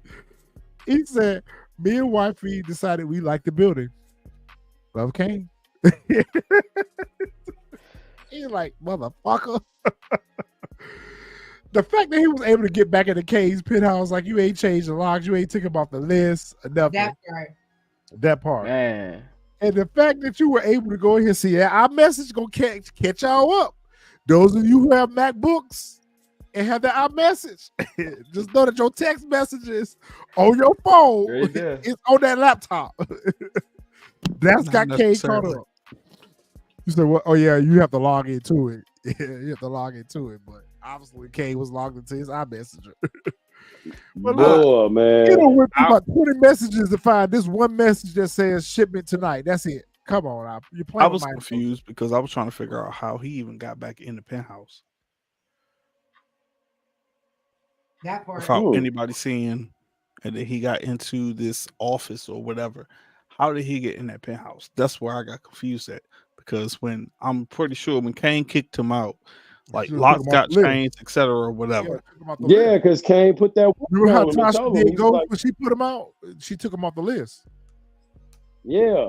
And then Kane put that whooping on him and told him, like, you no longer allowed at the penthouse. Get your shit and get out. Well, all of a sudden he's able to Yeah, get back where- in the penthouse. Okay. That's a good point. Brayden threw his life away to be Tariq's friend. He damn sure did. But He didn't throw anyway, it away. He chose to be Tariq's friend. I was gonna say, Tariq, he him and chose Tariq had 1,000 conversations where Tariq told him, Tariq even told him this life isn't meant for you. Tariq did. Like, you got better options. He He told did. him that last season. yeah, he did. So you don't feel like he ruined his life fucking around with Tariq? No, that was his option. That was his No. choice. Yeah, he wanted that. Because Tariq definitely gave him a get out of jail free pass a couple of times. Yep, he sure did. And he even took it last season, didn't he? Because didn't he go to Tariq and tell Tariq he was out? Yeah, Yeah, he did. Yeah. he did. Then came right back. That's why I said, like, it's his choice. It's his choice. Hey, Dexter, that's my point. You literally see the cameras on the side of the elevator. Like the penthouse has, well, I mean, Kane know who it was anyway, so it don't matter. It don't Right. I matter. don't know if Okay. I don't know if y'all Right, exactly. noticed. Kane knew who it I was don't know if y'all anyway. noticed when Monet, Kane, and Anya are at the door. There's a behind Noma on the There's a camera. screenshot when they're at the door. You can see like 8 cameras where it shows like the parking garage, the front desk, the front door, the hallway. So like it literally has cameras everywhere. They're literally by the front door in Kane's penthouse. Yep. Anyway, he got the message talking about shipment tonight. And we had a poll earlier, Fresh and Zo, so y'all wasn't here to give y'all answer. What do y'all think Kane's password was to his computer? Hurricane. Tariq. I hate Tariq. Tariq. That's what my vote was. I hate Tariq. No, fuck Tariq. 1, 2, 3. It was I something know it simple had- because Kane just don't look that complicated. I'm gonna say it was like No, hurricane. Drew's It was facial like expression after he figured out what it was. That's what was telling to me. Like, wonder what the password was. I miss Yeah. I miss Monet. Right. It's probably Monet's birthday or something. Yeah, it's probably Monet birthday. Yeah, it was something obvious, super obvious. I love Josefina. Yeah, that's why I said I think it had something to do with Effie. I heart Josefina.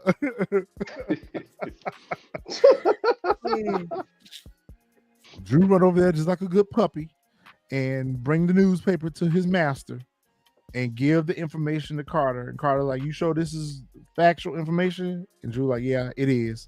I was like, oh man, this might not end well because Carter gonna get over there and it might not be what Drew said it was gonna be. And then, you know, he's gonna have some problems with Drew, but it turned out the opposite. Why are they back at, oh my God, why are they at Stansville? We don't care. We don't care. And I feel like they have had this discussion about good and evil before. Yeah. 3 times. I went back and watched. They did it in season 1, episode 3, and it happened in last season, episode 6. And this is not even canonical studies. So I don't even know why they having this conversation here. But again, they have this conversation about good and evil. Everybody else in the class is engaged except for Diana. She is literally on Instagram, just scrolling away. Facebook. Just scrolling away, looking at that boy. So ridiculous. I was waiting for her to start putting hearts up. Liking the photos. I was waiting for her to like that mess. I was thought she waiting for her was to heart liking that the shit comment too, bro. in a minute. I thought And she you was know gonna what? heart that. Yeah, I really did. I don't think there's enough time, only because we have 2 episodes left. But if they were to suspect her and then take her phone, right? And they go back and look, because you know they always do your search history. She done told on herself. Yep. Yeah. Yeah. Okay, Dexter. So we finna go ahead and start this argument. I don't think that Tariq is considered a senior. I think he's still a freshman. I don't think All them goddamn kids freshmen is the way this look. I don't think he's a freshman. He has to be because did Diana just signed up for classes? Diana just signed up maybe as he's a a junior. So how could she be in the same classes with Tariq if they were in the same grade? The same way Tariq got into Stansville and never graduated from high school. Tariq was in the 10th grade. Tariq was in the 10th grade when Ghost died. All of a sudden, he a freshman in college. Get the fuck out of here. Yeah. The one thing I want to kill this theory that everybody can see. That is not Nico's child. I've seen this theory all over the place. No, it's not. Nico and Felicia had a child together. That's not their child, like at all. Like that's not the child. Like you really think that Nico will have a picture up in his house, in his wife's house, right? Exactly. Of his illegitimate child. Like, come on. His illegitimate child, yeah. That's not his child. So very good, Dexter. I like you, Dexter. Keep on coming around. I like you. Yes, on the very first episode, actually, it was the very last episode of Power, where they showed Tariq going off to college, and it did say Tariq James St. Patrick, class of 2024. So We got held where back. the continuity issue is Diana should not be in the same classes with Tariq. I mean, She had that's just true. signed up for college last season when Lorenzo let her go to school. But in college, you do have those classes sometimes where it don't have nothing to do with your tenure. It's more about maybe a Yeah. class you need to graduate. So you do have those because my 4th year, there were like freshmen in like one of my psychology classes. So Right. you do That's have true. those. Yeah. That's true. Yeah. I agree. It's like a And I psychology agree. class. That's not a major. It's not Yeah. a major class. That's a psychology class. So Could be like it an tends to elective happen. for her. Got Yeah. it. I mean, but it also could be. Remember, we're talking about Tariq. He done got kicked out of school at one point, so He he held back. yeah, he got held back. Like you know, multiple people that got held Held back. back. The reclass in Held back. 2030. So he As gotta much make it as he up. don't go to class, Yeah, because he was is on class in trial. He was on 2030. trial for a RICO investigation that ended overnight. He was back to school the next day. The professor in the class is talking to all the students and asked Diana what she thought about the paper that she was supposed to have read. Shout out to Tariq with the Union 4's on. And of course, Diana don't have a clue what he talking about. And Brashandia just blatantly like, teacher, did you not see her? Yeah. Oh, he knew. He knew. He knew. The fact they would have, at least they did have her confront Brashandra about, listen, now when I talk to you this time, don't go tell everybody in school my business because you don't did it before. But she basically have a conversation with Brashandra, being honest with her about saying that, listen, is it wrong for me to want a baby back again? Like I tried to press up on Tariq and he kind of shut me down or whatever. And she was like, listen, that, you know, things happen for a reason. Like I got cousins that had children at a young age, and you know I saw how it affected their lives. Like maybe you just need to concentrate on being a good student right now. Like having a baby with Tariq is probably not the best thing for you anyway. I mean that's what you want to do. I mean, you want to be a BM? Go ahead. This scene, it kind of, because it was just like in real life, Diana's going to approach her like, "Yo, you done told my business." Right? They're supposed to be had beef. They were supposed to have beef. They were supposed to have beef. And What else? then I'm sorry. Go ahead. it was just like, "Yo, you told my business to everybody out here about me being pregnant, and of course, you know the whole situation, etc., whatever." Now I get where Diana came from. You know, oh, should I feel like I want another one? And I felt like at one point, and I felt like the writer should have did this because it would have made more sense and it would have made her relate. Where Brashandia could have said, "Yo, I was in your shoes. Like it happened to me, and That I would have been understand dope. exactly where you feel." Because that's where I thought where she was going with it. It was just like, "Yo, oh yeah, I understand why you want another one." But she said, "Oh, my cousins, etc., whatever," and I was just like, "Why y'all do that? Y'all could have just had Brashandia say, 'Yo, I know how you feel. This is etc. This is I was there, etc. Whatever." But it was just more so like her just coming to Brashandria, and it was just like this whole, "Oh, hey, let me holler at you real quick on some. I need some advice." After Brashandria done told your business around the entire school, and it was just like that was dismissed. I was just like, yeah, I couldn't rock with that scene right there. Yeah. This is another reason why I gave this entire episode a 4. Right. Nope. That's I a good agree point, 100%. Fresh. I agree 100%. But what that said to me was, I saw it as Diana really don't have no damn friends. Like, Right. she really has nobody to talk to, because I agree with everything you just said. Like, ain't no way in hell I'm telling you any of my business. But she really truly don't have nobody else to talk to. Yeah, no, because the fact that you double backed after you knew that she told your business and say, "Hey girl, I know you told my business last time, but can you not do it again?" I need to talk to you again, right? This is stupid. I said, "This is." I would have even rather them have her have that conversation with Monet, or at the very least call her aunt or her cousin hell up, no. or at least call Monet. her cousin up, Janet, and ask Janet. Yeah, call cousin Janice. Call cousin Janet. But I really like Fresh's idea even better. That it would have been dope if Brashandra said, "Yo, that was almost me." you know, because there's really been no purpose for her character. There has been no purpose for light skinned Keisha other than the fact that she's light skinned Keisha on Power. Exactly. It was There just has like, been oh, y'all no could do that purpose. different. 4 fucking seasons of her, She's a member of Freestyle Unity. and that just happened this season. And that just happened this season. She ain't sung, hum, skip, dance to a tune until this season right here. Yep. There has been no. At last season, remember they were trying to put her up under Tate. They were trying to put her up under Tate last season. She was his intern. That's Mhm. Right. No purpose for her character whatsoever. That's right. A salary that could have been saved for 4 seasons.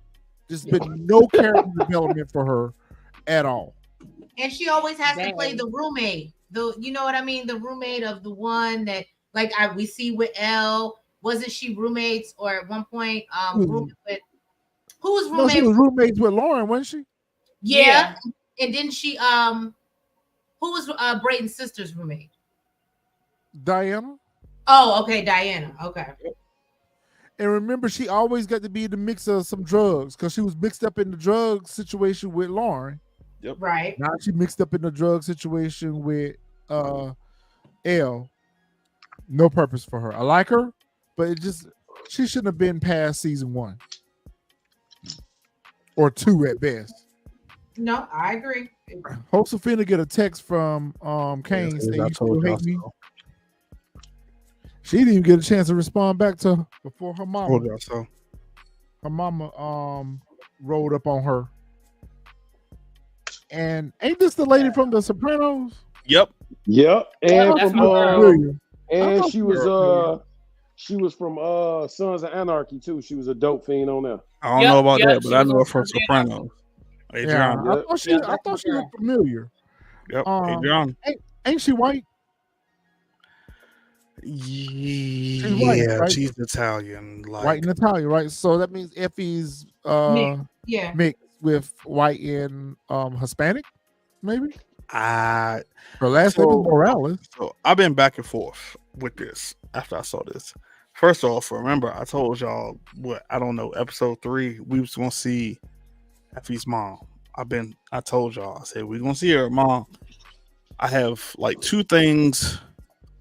One, it's like, why did we have to get to episode 8 to see her mom? Her mom should have been like maybe episode 5. Like it's at the end of the season, so this doesn't make sense.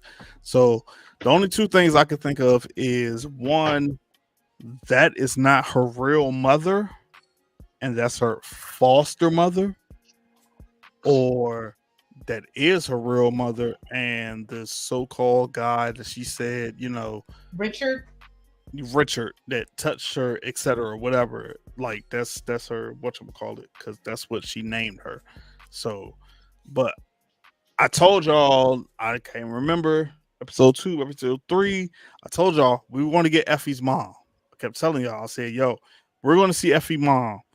Now the question is, will we see her brother? I don't think we will, because we know Effie has a brother. But I told y'all we were going to see Look, Effie. please give Fresh his things, because he done told us 5-6 times that he told us. Yeah, he told us. He definitely told us. He told us. Okay. He He told us. And he did. I'm gonna give him his flowers for that, because he had. Give him his things. Okay, Therese. But Okay. here's my thing. Like, I'm okay with that. Like, definitely give you your flowers. I still feel the way I feel. There's no reason. And at this point, There's no reason. And at this point, none of us are vested in this story. None of us care. Exactly. We don't care. Maybe I don't. last season we would have gave a damn, but I mean, even with them trying to give us the sob story, like, I'm sorry that happened to Effie, but I don't care. You waited too late. You've waited too late to develop this character. This character has been with us since season 5 of OG Power. Her character development should have came way before now. But the only thing I think that they're showing us this for now is a possibility that Effie survives into a new spinoff, and this will come back and revisit us in that spinoff. But going back to what you always say, Retro, Do we need another crackhead mama? Like we got Tommy's mama. Do we need another one? But that shows What again. I told you, really, B. What do I always tell you? There are certain elements in every installment of Power Right. that That's we have to have. exactly. And that's why I said you always bring that up. And I'm like, we don't need it. We don't always need have to it. have Send it We back. always have to have it. It was Palomar and Raising Kanan. It's her here. It was Kate in. We always have to have this. This is the formula. This is the formula that they write to. That's a valid point. We have to have it. My whole thing has always been we didn't need Brayden's whole backstory like they gave us. Like everybody already knew Brayden was rich. We could have connected with Brayden's uncle in the Ponzi scheme in a different way. Like, and I think they only used that to get rid of Tariq's interest with trust and everything. They could have did that another way. We didn't need Brayden's whole backstory because we didn't really care about his family because they were irrelevant. Think about this. We're in season 4 and everything that happened with Brayden family, other than the Ponzi scheme, is literally irrelevant. They could have spent more of that time fleshing out Effie's backstory. Effie was in the OG Power, and she's the only character in this spinoff who parents we never knew about. We know about Kane, Effie, and Kane, Drew, and Diana. We know about Brayden's. We know about Tariq. Like, we know nothing about her background, and they waited until season 4, episode 8 to show a parent. Right. This the writing room is horrible with this series. Horrible. It really is. It really is, because we spent way too much time with the Weston family. We spent way too much time with them, with Trace. For us to not walk away with anything. Like, we didn't get anything. They gave us nothing. For us to family gave us pack up in a nothing. U-Haul and move out of town. What is That's what we this? got out of it. Well, I think that they had to show. I will say they did need a little build up. I agree with everything that you said, but I think they did have to do a little build up so you could see like him being kind of disowned and on his own, and now he has no other Destitute option. almost. Like But he's on right, his own. live this life with Yeah. Tariq, even though it was the life that he chose, even though he had a totally different option. So I do think they had to show that, but I don't think they needed. I definitely would have preferred more of Effie's backstory than Brayden's. Shout out to And I agree you, with what Fresh. Ghost said. There was a different way they could have done that same thing and without taking up a whole season. Yeah. I mean, they could have had Or Brayden's seasons. family find out he was dealing drugs and hanging out with a bunch of iggas, because we Right. already know how his family That's feel one about episode. that. They just Right. did all that in one episode. Yeah, Like, we already know his family's rich. Like, we spent 2 we seasons. got all that. We got all that for him, only for Brayden to push his uncle off the roof. That's what that was for. That what that was writing room was horrible. And ain't Horrible. nobody looking for that killer. He just gone. He just Right. No, it was an unaliving. It was a self-unaliving. Oh yeah. Fresh, that's you right. make a very good point. Is this Effie's biological mama, or is this her adopted mammy? Because remember, they did say she was an orphan. So that's a good point. Again, too late in the series for us to care. Effie's mom comes and tells her that I've been looking for you. I've been calling you. You ain't answering my phone. She was like, what are you doing here? What do you want? And she was like, well, Richard left me for some young thing and I'm broke. She's like, let me hold something. And she was like, no, I wouldn't piss on you if you were on fire. Mm. If I had all the money in the world, I wouldn't give you 2 cents. And get out of my face. And she tells Effie, yep, there's the Josephine I know, you're a bitch. And I'm like, what kind of energy? I'm like, what kind of energy did you expect for her to have for you when she literally told you that you married the man that been touching on her inappropriately? Like, what kind of energy did you expect for her? Did you think she was gonna run up to you and jump up in your arms and say, Mom? Right. Like, you haven't resolved that problem with her. That's trauma for her. Like, so I mean, Effie has a reason to be a bitch. Yep. So can I ask a question? Go ahead. Is it not weird to anybody else that we have this mother rolling up on this college student Begging for asking money. her for money? No. Kate England. I agree. I would've done worked it. jobs in college, so absolutely, I had a little bit of piece of change. But most college students, and again, you're supporting yourself if your parents can't support you. So no, I don't. I just found that narrative to be weird. Like I agree, and Or is it suggesting that her mother knows that she sells drugs? No. Right. Okay, well, y'all explain it to me, because I would have felt it'd be better if she would have just said, "You ain't answering my calls. I came to see about you, basically." And you know what I mean? But this whole I'm coming to you for money. I mean, it goes to show. It suggests that she knows that she sells drugs. No, remember, we've seen since Original Power that like she's been supporting her so quote unquote family, which is her mom and her brother. Like she's been sending them money. So okay, I'm not trying to argue with you, Fresh, but here's the thing: if she was supporting them, now why do you have this attitude when your mama come and ask you for some money? If what happened and it made you feel away and you didn't F with them, now why are you singing a new tune? Oh, I mean, it's simple for the simple fact that she probably hasn't seen her mom face to face in who knows how long. So the fact that her mom has been hitting her up, she's probably been like, "Oh yeah, I'm ignore," and then she sees her mom face to face, and she's like, "Really? Like this is how you come to me?" Because her mom's like, "Oh, you know, Richard left me for such and such," and she's like, "Oh, the man that who, you know, quote unquote, I'm not even gonna say it, touched me. Like you want me to feel some type of way? Yeah. Like nah, get out my face. Like I've been dishing bread out to you. I've been dishing bread out to my brother, but you coming to me face to face. Like I think that's all it was. It was just a simple fact that they was face to face. Like she hasn't seen them in probably who knows how long. So it was just I thought they said that the brother was unalive by a cop. I don't know. Like I said, I don't believe Effie. Because like I said, I told y'all the mom was not unalive. I want the cop to be Carter. I want the cop to be Carter so bad that unalive her brother. Oh, I want that to be so. We don't need that, man. That's another storyline that's gonna drag on. We don't need it. It ain't like we're gonna get it anyway. We don't get good writing. No, we don't get good writing. But again, you know how them two are going back and forth about that situation. Power. I don't know if the OG Power writers and the book 2 writers have actually had conversations and actually watched the whole thing, because I honestly like their conversation of like the Effie and her mom situation. I think it's more of the writer's room forgetting that Effie told them that she was supporting her family back home. And now they bring the mom in and it's like, oh, I don't mess with you because you still mess with Richard. So I think the writing room forgot that she said that.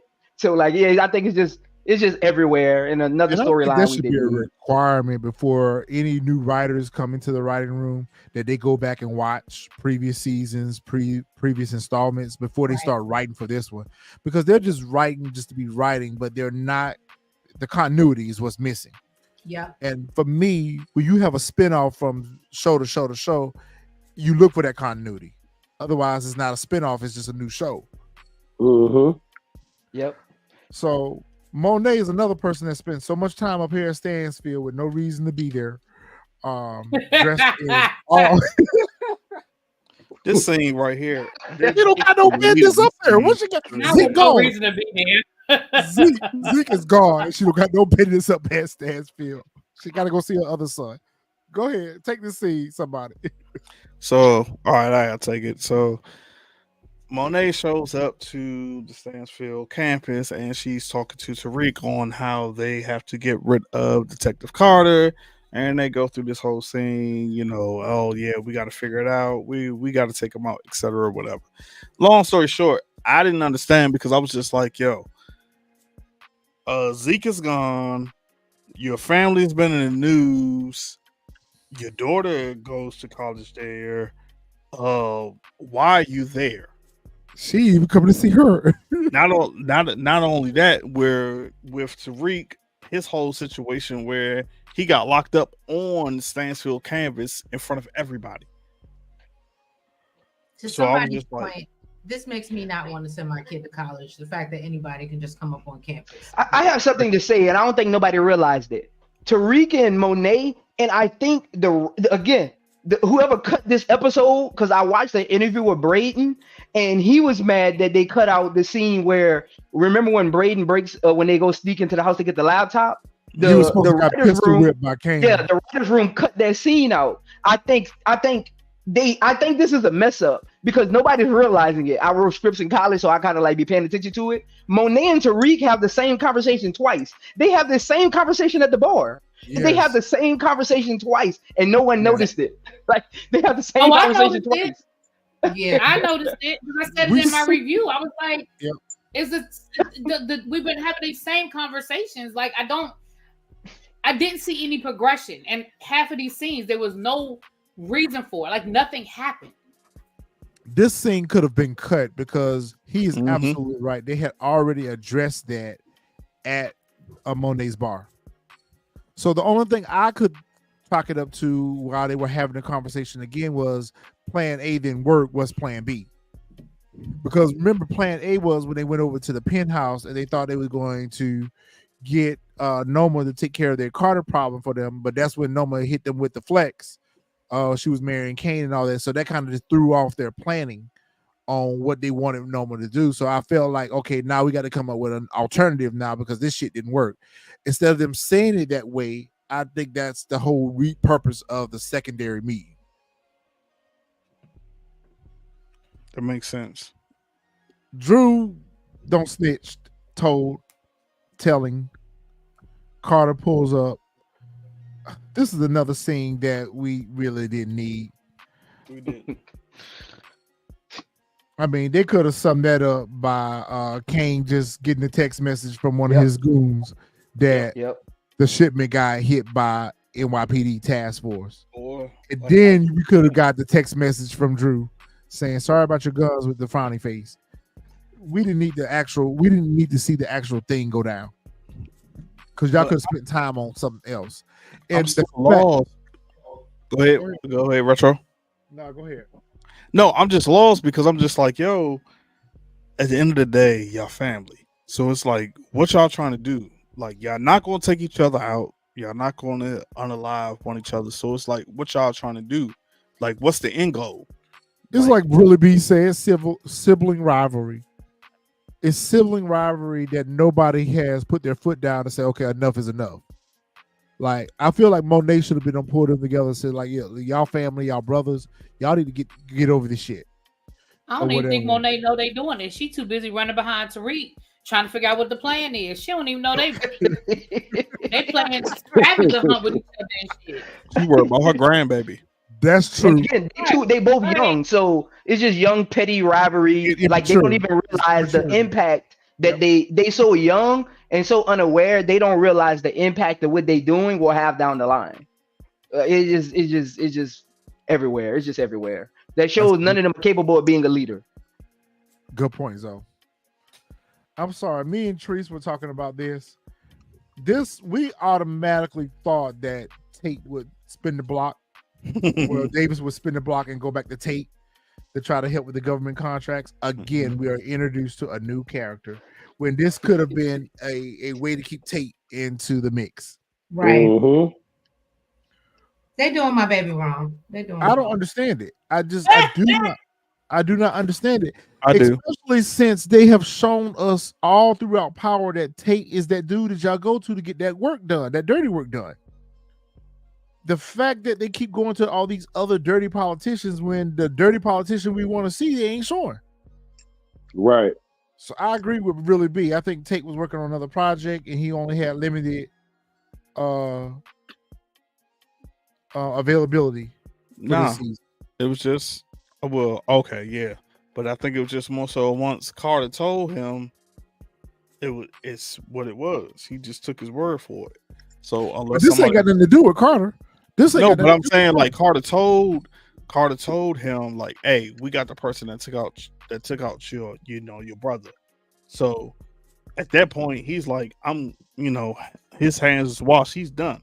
So unless somebody comes to Tate and tells him like, nah, it's something else and Carter's dirty, he ain't gonna pay no attention to it because he's gonna think like, hey, yo, okay, Carter did what he's supposed to do. He took out the person that unalived my brother, and it is what it is. Like, that's what it is. So yeah, but this right here ain't got nothing to do with that storyline. What I'm talking about is the fact that Davis had met with Tate during his election and was trying to, keep Tate on the dirty payroll. Tate is on the dirty payroll. He's on the take. Right. So all you got to do if you want some work done, just like with Tariq and the green cards, if you want some work done, all you got to do is give Tate some money, and you got that.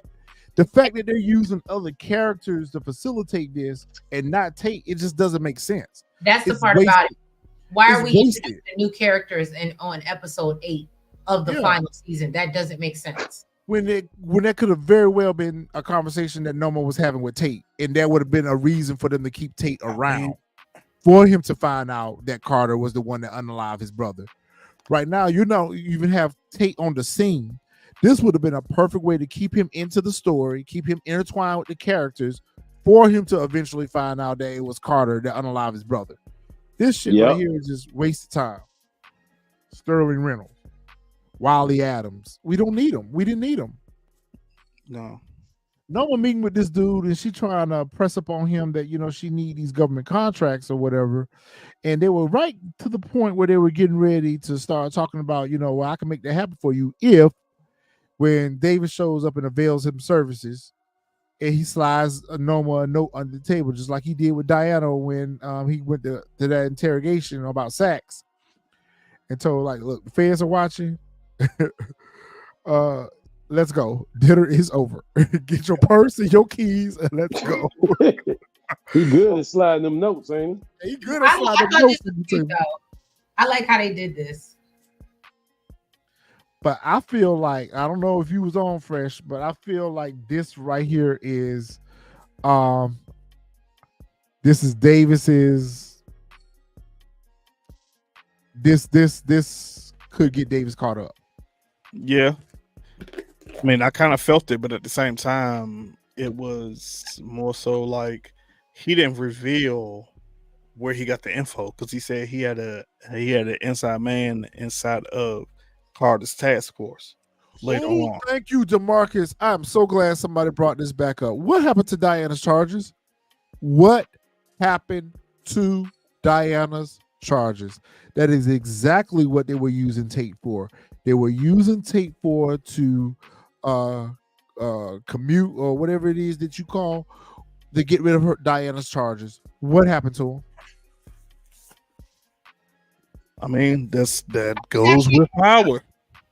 The same thing that happened with Agent Young's investigation. The same thing that happened with all the investigations on Tariq. The same thing that Yeah, because we haven't seen anything from Agent Young's investigation since he got unalived at all. So that's why when we get to a certain, we didn't even see it before he got unalived. We didn't even see what the investigation was before he got unalived. Let alone afterwards. Did they ever catch the person that unalived him?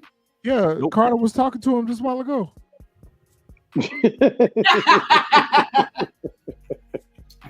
Yo, DeMarcus, thank you for that. Yes, Diana charges. So we just forgot all about the fact that Diana got arrested for selling drugs. Yeah, it's gone. It's gone. It's out of here. Bye-bye. Bye-bye. Noma asked Davis, how did you know I was in trouble? He said, I heard it from a source that's close to the task force that you were being watched, and I had to get in and get you out. Detective Jack and Jordans was watching. He really do look like Jack and Jordans right here in this scene right here. He really do. He really do. I'm not gonna do it because he's not in the comments. All he need to do is grow his hair out, and that's his twin brother. Check. I don't know. I feel like, okay, so this was an inside job with Tariq and Davis. So Davis sent Tariq a text time Nova activated, but I feel like they're gonna blow back on him. It might. Speaking of blowback, and I am so proud of you, CJ, for putting this scene in, because I went behind to look and see if you had it. I was gonna put it in. I knew you would. Can somebody tell me where's Waldo at in this scene right here? Where's Waldo? In that laundromat. In the laundromat. Crazy scene. Very good. In the laundromat, this guy is folding up clothes and watching Tariq and Brayden walk up. This is coming back to bite them. Right. Wow, I didn't think about that. That's a good point. I feel like what other purpose would it have been for them showing us this? It's power. I don't have any faith in none of it. Right. Right. I got a theory on that. He's not the guy that's gonna snitch though. But it's the neighbor. Is that I neighbor think- downstairs? Is everything all right up there? That's the Yeah. good one. Yep. I think that was the pusher though. I think that was the drug dealer. You think that was the real pusher that was in the laundromat? Yeah, I really do. Mm-mm. So And the dude oh, upstairs Steve was what, just a upstairs, yup. worker? Because remember, Elle just said, I like Steve. And why would you do that? And this and this. And she went into this whole tangent. I think that was the real dealer right there.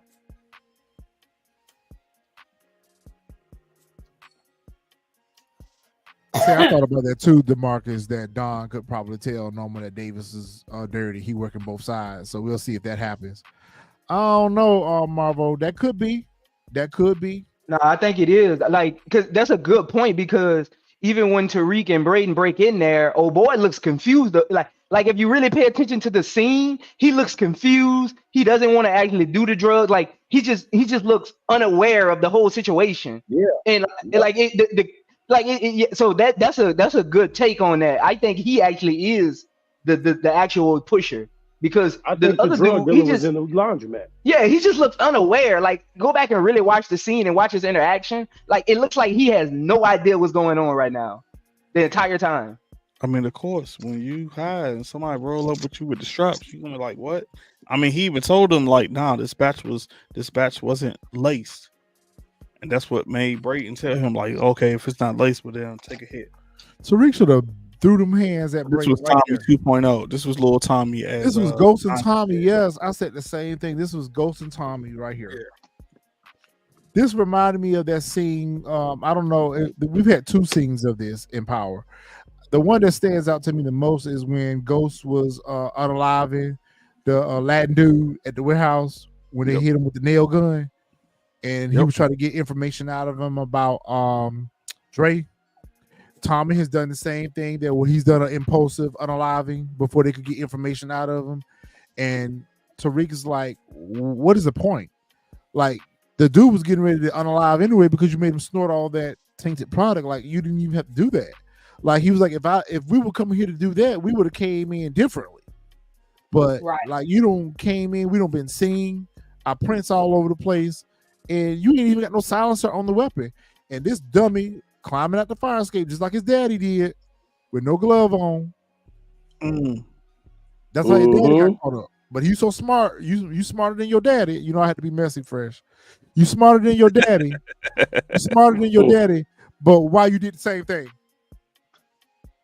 Why you did the same thing? Remember this scene from OG Power? Yeah, I messed Yep. it up and I went back and That's found what I it. found that. That's what Yep. thing. Same thing.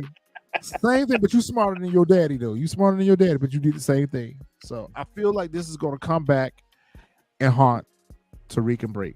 I have a theory. That it won't. I have a theory because the season is so fast paced that it's not. Because Turo, thank you, DeMarcus. because we haven't seen anything from whatchamacallit, son get unalive. We haven't seen anything from that. We haven't seen anything like it's multiple stuff that we have not seen any backstory from. So I think this is going to be one of those where it's just going to be like Part of the list. it's just Because everybody that's got unalive this season has not been investigated. yeah. And I was It's going just to say the same thing. I was going to say the exact same thing. If this were like, if we knew we were going to get another season, I'd say maybe it's going to come back later. But the way this has been going, yeah, I'm not convinced that we're going to see anything. Like, yeah, I'm just not convinced.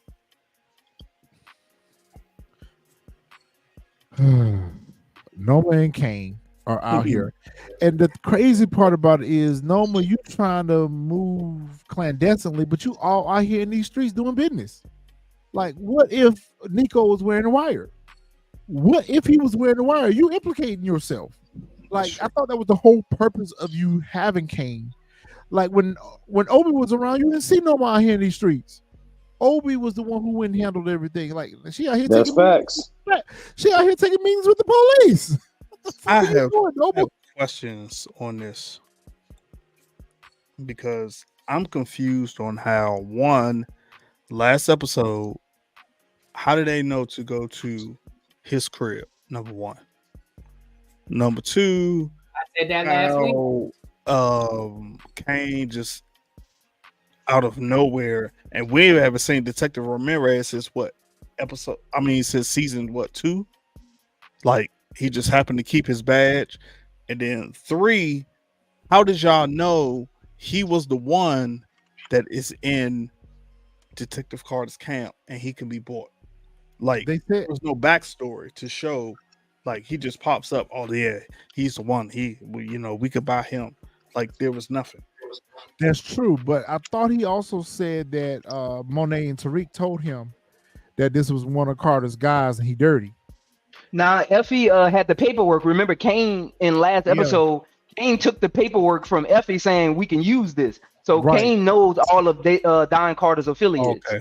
Okay, that's how he remember, got his information. he didn't log that money into evidence, so they Correct. knew that he was on the take. That's the way I took that. But what I That have is an true.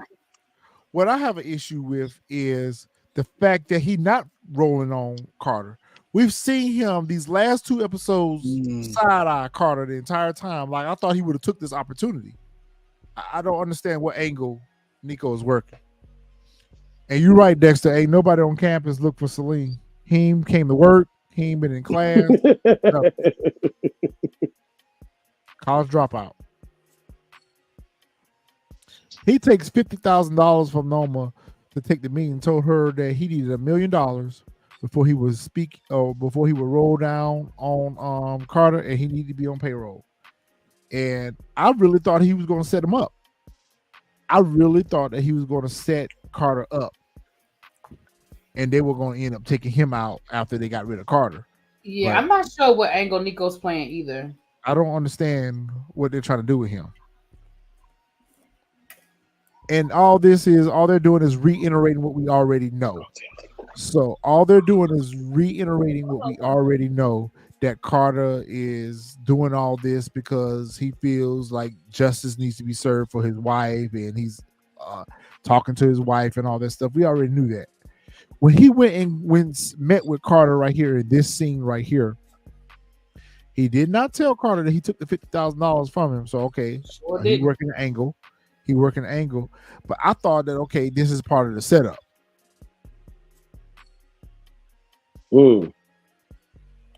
I felt like he took this back to Carter because he's taking Kane and Noma up on the offer.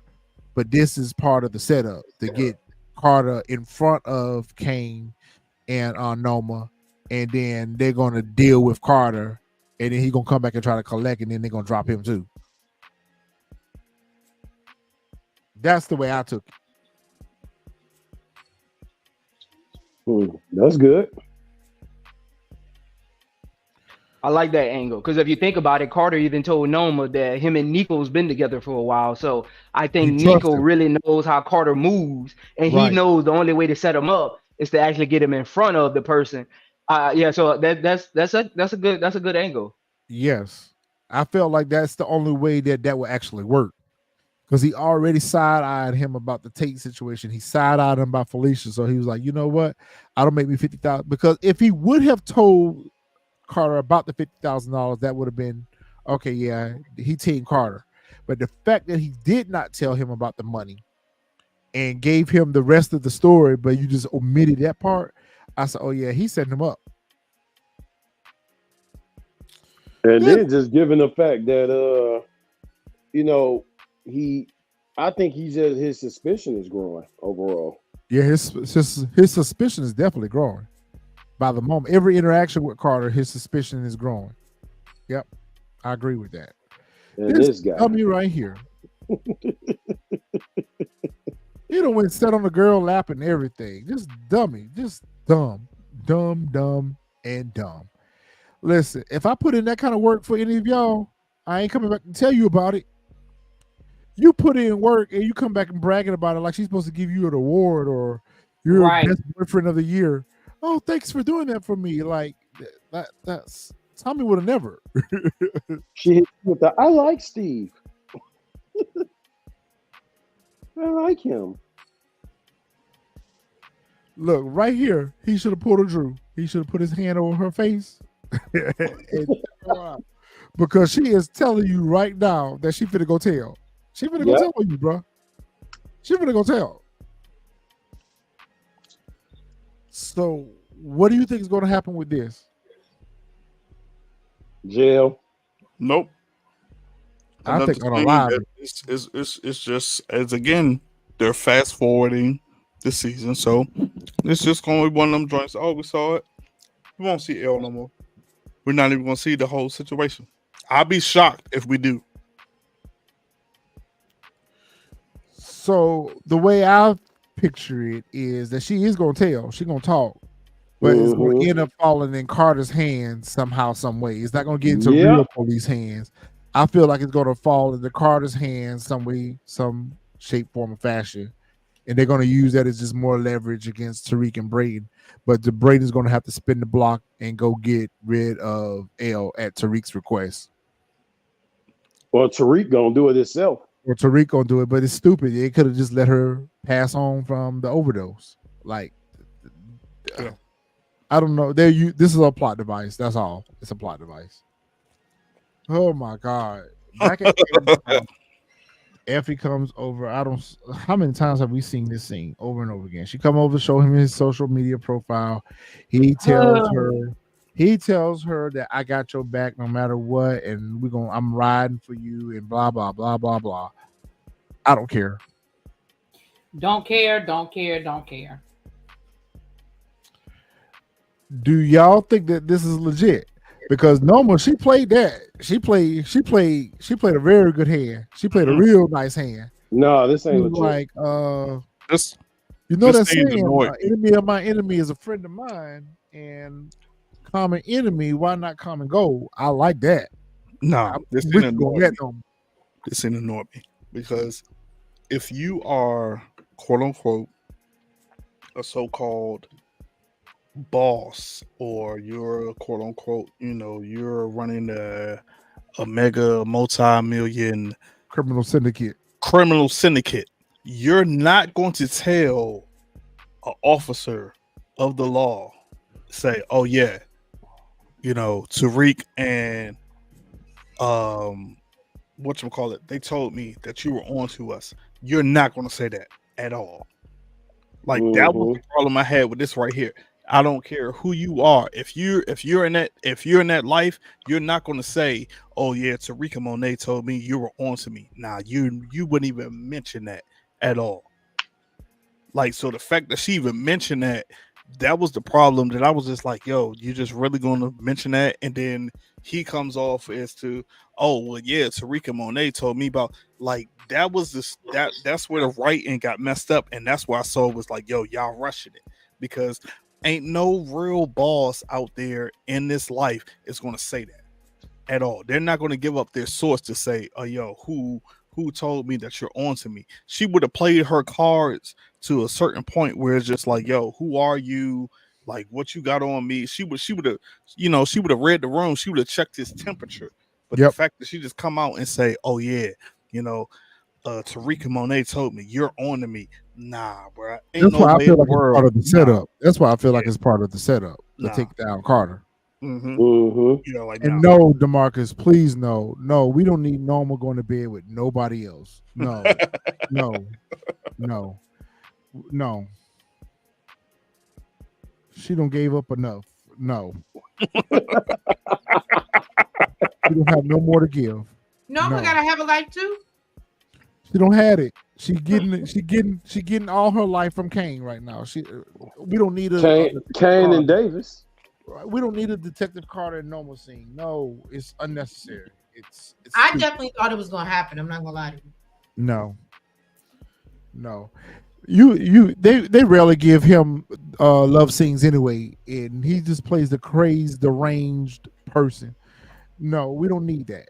Really? I thought he was like the heartthrob, like the. Yeah, so I read an interview one time. This was like a few years ago. If you watch all his movies, he's never like actually having like intercourse or anything like that because his family. He wants to make sure like it's in his contract when he signs like deals. Yeah, so he doesn't have like intercourse or anything. He doesn't kiss anyone. None of that. Oh, look at you coming with that nugget. Okay. Hey, I'll be around, man. I'll be around. I don't know. I got pushed back on that one. I don't know. He was just. I'll share the article with you. I'll share the He article was with just you. on Reasonable Doubt last season, and he was having a whole affair with that lady. But it's like I don't know like what he got to get paid to do it, but it's literally like an article about it where he's like doing an interview and explaining why he doesn't. So I don't know if it's like maybe he got to get paid a certain amount or certain stipulations, but he said it himself.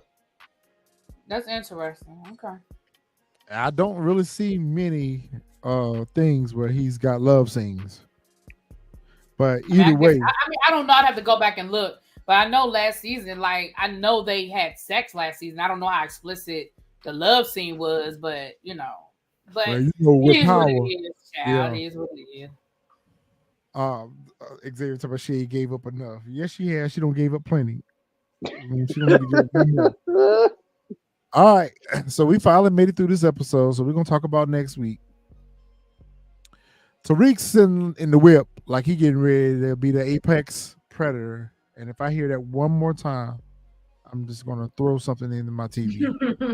No damn apex predator. I'm so fucking tired of the apex predator. Let him go. So somehow, some way, Tariq gets in. I don't know if it's a monastery. What is this? A Catholic church? Mm-hmm. It looks like it, yeah. Right? Yeah. I think that's the church. Whatchamacallit was going to. That's what I thought. It was Dave.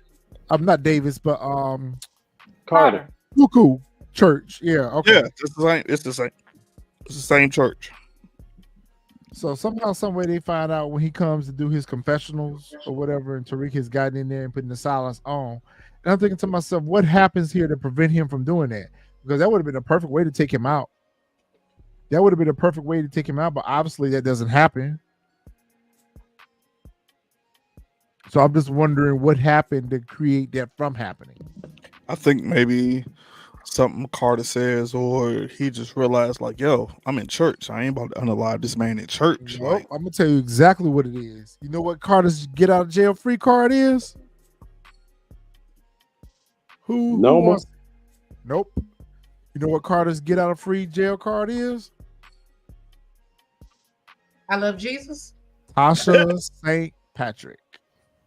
Oh, that's true. Good point, because he does know where she is, right? no, he don't. He said he did. I thought he did. I don't believe it. He teased her. Well, he can find out, basically, is the point. Yeah. I think Obviously, that anybody can find out where she is. Right. Because she's just down the street and around the corner. Right. She down at the bodega. Like, Right.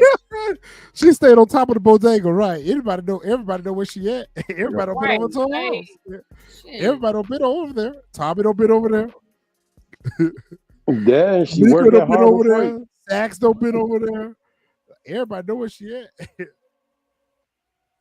I feel like right before Tariq gets ready to pull the trigger to unalive him, he says, and if you do that, you'll never see your mom again because I have her. I think Tasha is abducted, kidnapped, and in Carter's possession. Mm-mm. But that's a very great theory, though. Good one. I don't think it's as far as the kid, snatched up, but I do believe he mentioned. I can see him mentioning something involving Tasha. So that's a good one, bro. Yeah, it's got to be his only play to keep Tariq from pulling the trigger on him.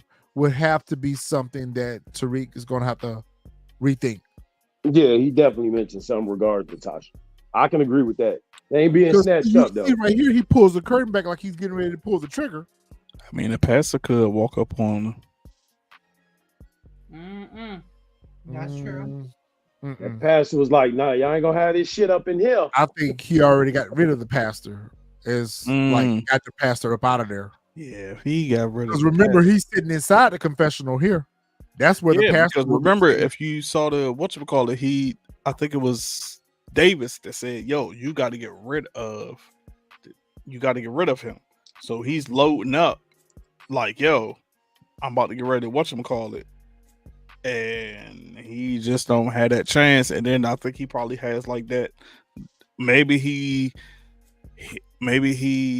hears what Tasha said to him, like, yo, about unaliving a cop, that like it makes him change his mind, like, yo, okay, you know what, I'm just gonna put him into a whole whatchamacallit. Like I'm just going to kidnap him and lock him up or something like something of that nature.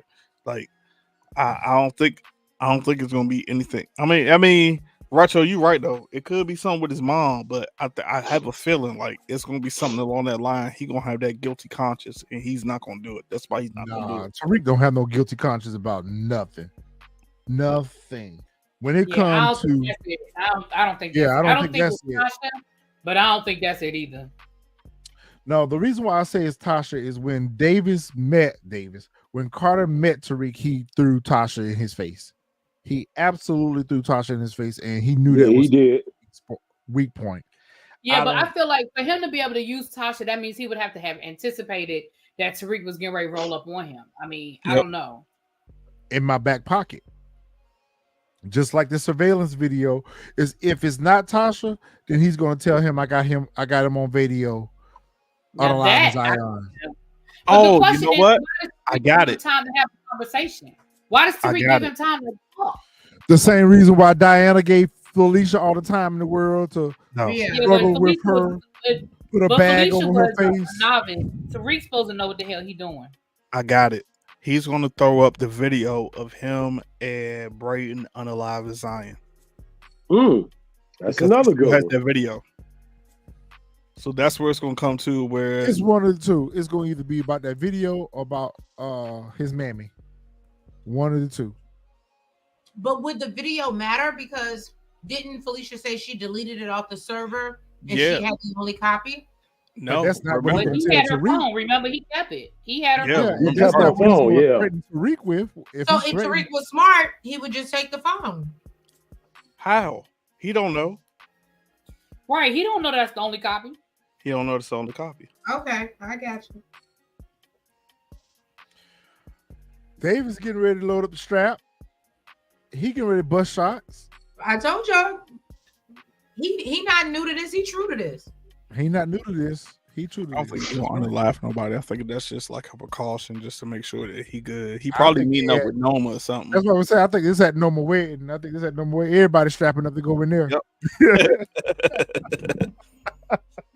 Everybody strap up to go into that wedding. That's gonna be a red. That's gonna be a red wedding. Yeah. A red wedding. Yes.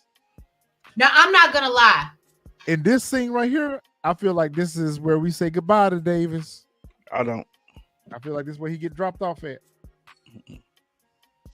Can I tell y'all, the writers, I would actually give them credit if they would turn this like last episode into a red wedding, like we saw if you watched Game of Thrones, and everybody, like you just take out everybody in a mass. Oh, that would be great. I ain't gonna hold you. That's great writing right there. If they were to do that, which I know they're not doing, but if they were to do that, that would be great. Remember, we got 2 episodes left. I'm sorry. I have a theory of how it's going to end, though. I'm going to have to go back to what I be telling Really B all the time when me and her be talking. In every power, what happens? In every power, what happens with the lawyer? Oh, the lawyer got to go. Yeah. Yeah. I mean, that's true, but this is where Davis get dropped off at right here. This is resting place right here. Took him to his final resting place. No. This is final resting place right here. Because whereas in this scene right here, we thought that he was strapping up to go into Noma's wedding. Really, he's strapping up to go take this meet with whoever he's getting ready to meet with at this warehouse. Got the same tie on, same suit. Right here, he looks like he's having a clandestine meeting with someone right here. And I feel like the way he get dropped off at. I want to be wrong, but if we follow the formula, I mean, that's true. If we follow the formula, then Davis has to go. I'm rolling with that theory because think about it. Davis doesn't have a storyline this season, so wherever he gets taken out at, it doesn't affect the back end of the storyline because he has. So I can roll with that. I can roll with that if that's possible. I'm okay. I'm not saying it's gonna happen, but if it does happen, I ain't gonna get on the writers about that one. And he know too much, so right. I'll wait. All right. Who is this Monet pulling the strap on? I think that's somebody from Noma's camp. You there, one of Noma's workers? Yeah, I think it's one of the Noma workers that's coming to unalive her. Look, I had to play the scene about 20 different times because it looked like Salim. I said, I know it ain't Salim. I know it's not Salim, but it looked like him, and the dude looked like him. But yeah, probably Yeah, one that of Noma's, haircut. yeah, probably one of Noma's workers. Is this at the wedding? This look like it's my at the wedding venue or something. I think that's at no, I think that's at Monet's crib. Don't Right. look like it in the background. I mean, it don't, but I kind of feel like the way when they show it, it look like it's in somebody's house. So I think I can't see Monet taking somebody out at what you call it. That feel like, I mean, we haven't seen like every landscape of Monet's crib. I don't know why, It because could it's be dark Kane. outside. So It can't be Kane because look at the hair. Kane don't got that much hair. yeah, Yes, he does. No, he doesn't. Maybe, maybe. Okay, No. fine. I don't know. he ain't got a fade like that. That's Yeah, not yeah. Kane has a fade. Yeah, that's not Y'all are Kane. the Then his experts hairline on- too y'all pushed are the back. experts on the hair. Y'all are the experts on the Yeah. hair. I ain't. It's his hairline, honestly. It's his hairline. It's the hairline. King Retro says it's some random dude. I don't know who he is, but it ain't Kane. I think it's somebody that's going. This Hey, is why this is thing right Tariq here. burning up Monet's car? That's Monet's car. So this is what I'm Yeah. confused on. I'm confused too. I'm really And that's that confused same right here. Malibu that he drove when he came back from seeing Going to his see mom. Tasha. Yep. Yeah, going to see Tasha, and he ended up going over to Detective Felicia's house. So I'm curious as to why he's setting his joint on fire. I'm curious on that. I wonder if they're going to try Are they to faking her? pull. Are I they wonder if they're faking going to her pull. unaliving? That's what I was just getting ready to say. So you beat me to it. Are they trying to play like Monet is unalive? Is she faking Could be. unaliving? Could be. Monet hot right now, so In retro, say there's a body in the car. Oh, okay. Well, It you could do be. see Tariq. You do see Tariq in this scene right here, where he's in the where he's in a vehicle with somebody, and he's got the little scruffy look on his face, like he mad. And Lord knows when Tariq mad, somebody ain't safe.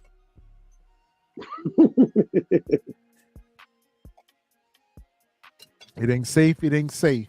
It ain't safe. It ain't safe. I was just getting ready to say it. Or let me say this. What if Carter finds out that Tasha was the one that tried to unalive Monet, and Monet and Tariq are in the car, and Monet threatens Tasha?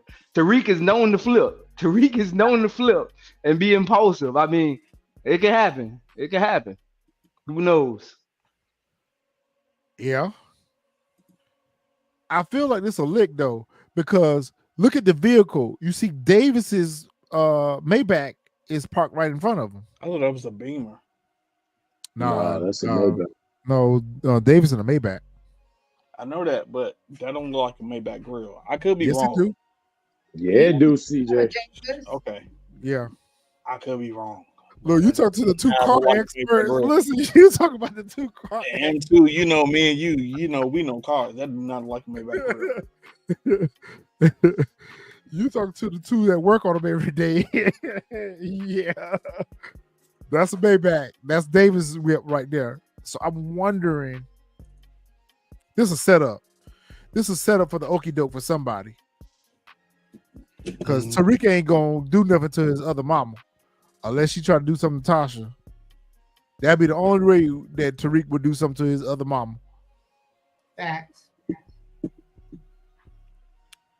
Who is Effie sleeping with? Kane. Kane, of course. That's That song by Trey Songz, what they call The Last Time? yeah. That's what that is. That's a good theory. Okay. Okay. That's a good theory for sure. But it also might take her out. I'm telling y'all. But what is the Russians? Why do we need the Russians at this point in this story? They're scattered. I mean, yeah, but you got to remember where the Russians probably think still that Monet was the one that set them up for the raids and stuff. because they never got that money. The money is gone. Remember where they And the probably word. even think that Effie has something to do with it. But that ain't got nothing to do with Monet. They were re up with Noma, not Monet. Ooh, Retro got a great one. King Retro got a Okay, great well then it might think it's Noma. Like it's probably somewhere along that line. Okay, King Retro, you're gonna have to give us a little bit more details on that. Why do you think Brayden's chick was in that car? Great chick wasn't in that car. He just wanted to be. No. Hey, that's a good one, DeMarcus. Kane is smashing Effie, and Effie is thinking about Tariq. Yep. Or is it Tariq? No, that ain't bruh. That's you know what? Hold up, that might be That's Tariq. Reek. Is it Kane Tariq? ain't that It small. might be Kane Reek. ain't that small. It might be. Yeah, that's what I was thinking Kane's too. not Kane that ain't that small. It might be Reek. God damn. It That's who might she be really Reek. want. That's who she really want anyway.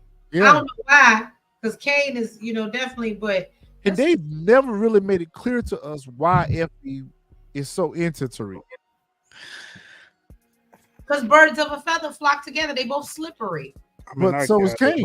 And not even that, but I think what they have in common, loyalty, at least for me, I know is a thing. Kane's a better fit. So for her. y'all, even though y'all would say Effie's not loyal, they have done some horrible. Is it a toxic relationship? Absolutely.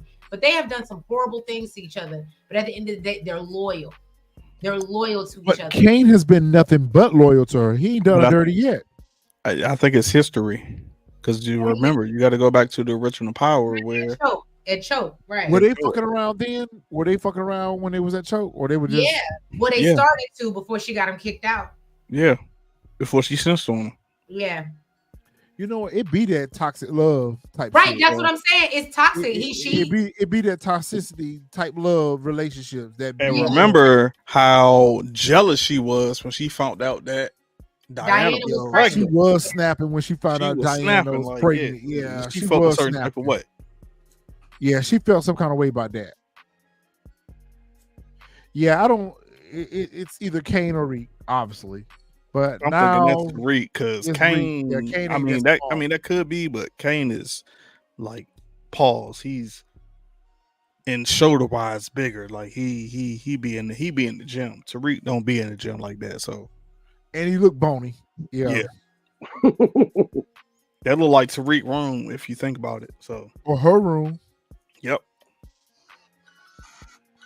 That's who she want anyway, so it makes sense because even in that last scene where they were arguing, she still brought up to Tariq that, how you go have a baby with Diana and you just tried to kill her or unalive her, but the person that tried to save you, you ain't got nothing for. So it could be Reek. These two right here, cold feet. Both of them got cold feet. Both of them got cold feet. Neither one of them want to marry each other.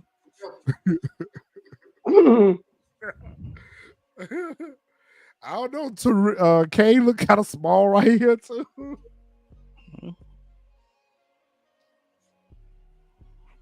We always go to the hallucinating scenes, but I don't know why she would be sitting up fantasizing about having sex with Tariq if it ain't really happening. It could be. It could be. I think that she's angry with Kane right here. My thoughts are she's angry with Kane right here because she's gonna say your mom has to go. And I think that Kane is not ready to sign off on that yet. He's not ready to sign off on getting rid of his mom.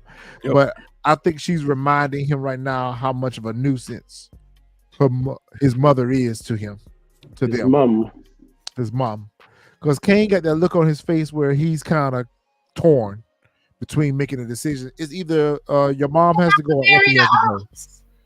It's either your mom has to go or Effie has to go. It's one of the two. I feel like this is ultimative look on her face. And this is processing ultimative look on his face. That bitch has to go or else. Somebody gotta go. Or DeMarcus says Noma could have found out that Kane slept with Effie.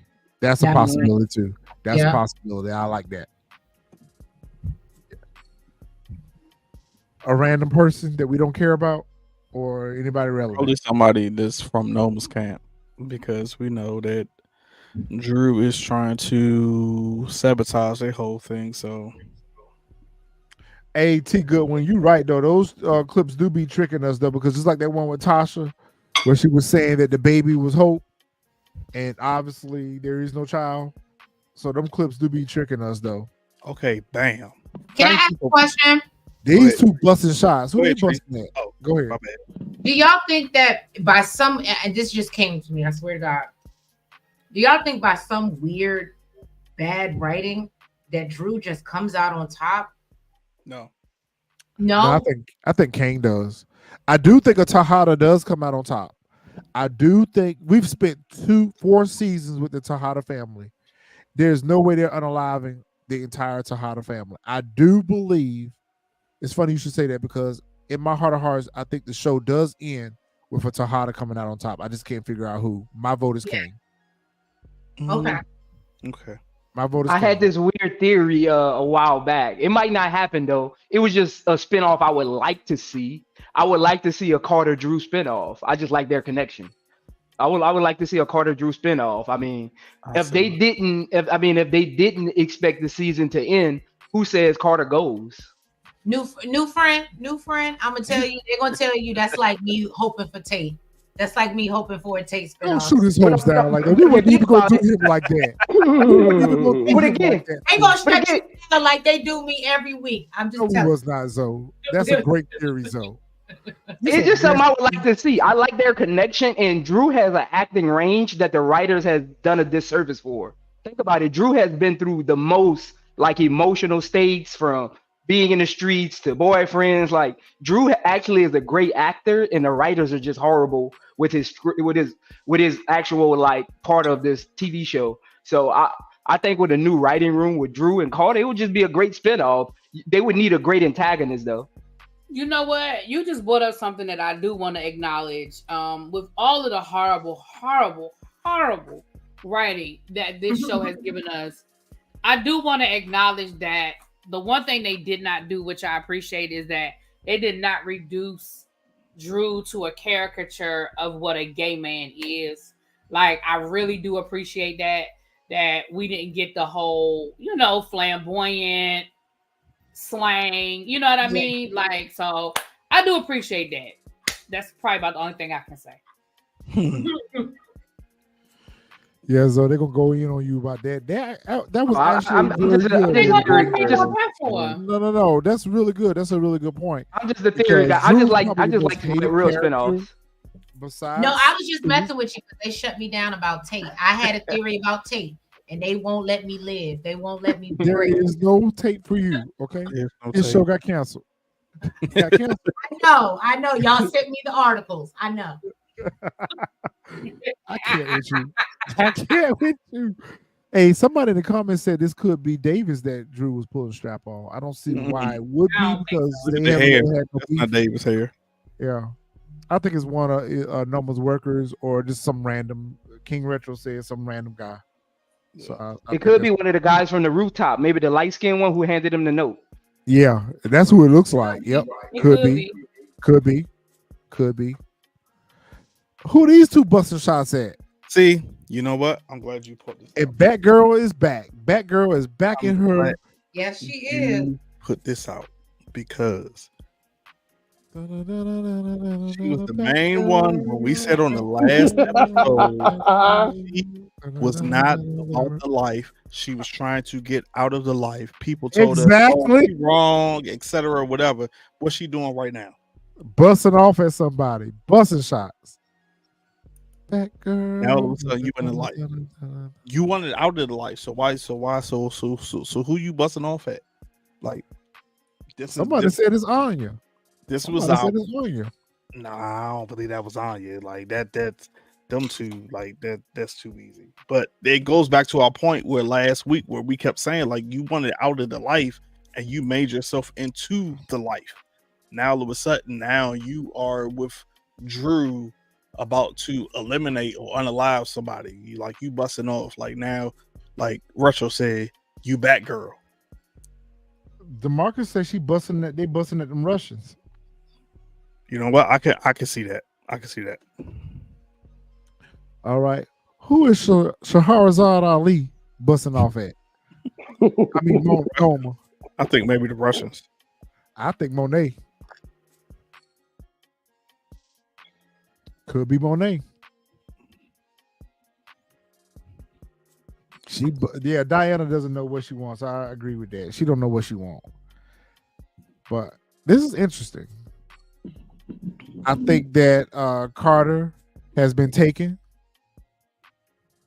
and he's been smacked around Yeah, by whatchamacallit? by Reek. By Tariq, yeah. And I think the only reason why he's alive right now because they need to get information out of him. What would keep him alive in order to get this information out of him before they drop him? So I feel like they're because trying he to. gets dropped. I feel like because you see all bruised up and bloodied up, so that means he don't been smacked around or whatever. So right now it sounds like they're trying to get some information. It looks like they're trying to beat some information out of him, get some information out of him. Tasha's whereabouts, maybe the location of that video. I don't know, but it's something that they're trying to get up out of him before they drop him. But I have a theory and a question for. Okay, so Harazad Ali shooting at Effie. Okay, all right, that's a good one. Nah, I think it's the Russians. But I do have a question and a theory for y'all because this is how I think that the whole season is going to end. Because there's one person we have not seen this entire season that we're supposed to see. Lauren? Nope. No, Proctor's daughter, Elisa Marie. Oh, okay. We're supposed to see her, and we have not seen her yet. So I have a feeling that's how the season is going to end. She's going to pop up with, I don't know, which will piss me off, but she's going to pop up with a flash drive or something, or she's going to pop up with, something to Tariq, and Tariq's going to be like, yo, what you doing here? Or we're going to be left on a cliffhanger, and it's going to be some hidden figure that's going to pop on Tariq, and it's quote unquote supposed to be Ghost. But we still have not seen Proctor's daughter yet. There you go, Trace. Eat. There you go. Eat.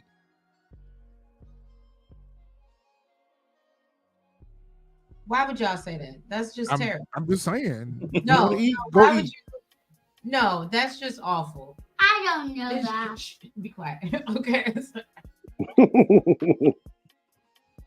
It could be Tate though. That no, I don't think not in this scene. Maybe at the end. Maybe if it was the end. We were talking about that earlier. How does Tate come back into the equation? So I actually do want to see Tate come back into the equation because I felt like Tate didn't really believe. Hey Dexter, I would love that. That would be the perfect way for the show to go off. Even if he didn't die, that would be a perfect way for the show to end. Started with pause, it would be perfect to end it with her. I put this in here. The reason why I put this in, it was not part of the preview. I put this in here because I said last week that comment stood out to me for some reason. That bitch don't know I shot her. And then Power Stars posted this. They posted this pic like this. Is this a signal that Tasha is in trouble? Like, I feel like they would not have had her say that if that wasn't going to come back to haunt her. Oh no, that definitely is coming back. Part of the spinoff. Oh my God, we got another spinoff with Tasha in it. No, say no. Because remember, Force is ending, and Force is only in on season 3. I have the strangest, like I said, I have the strangest feeling. It's about to end, and we're about to get this power in the Europe or European, etc., whatever. I would like that. Zoe, is Force still filming right now, or are they done? They done. Yeah, Force is done. They done filming.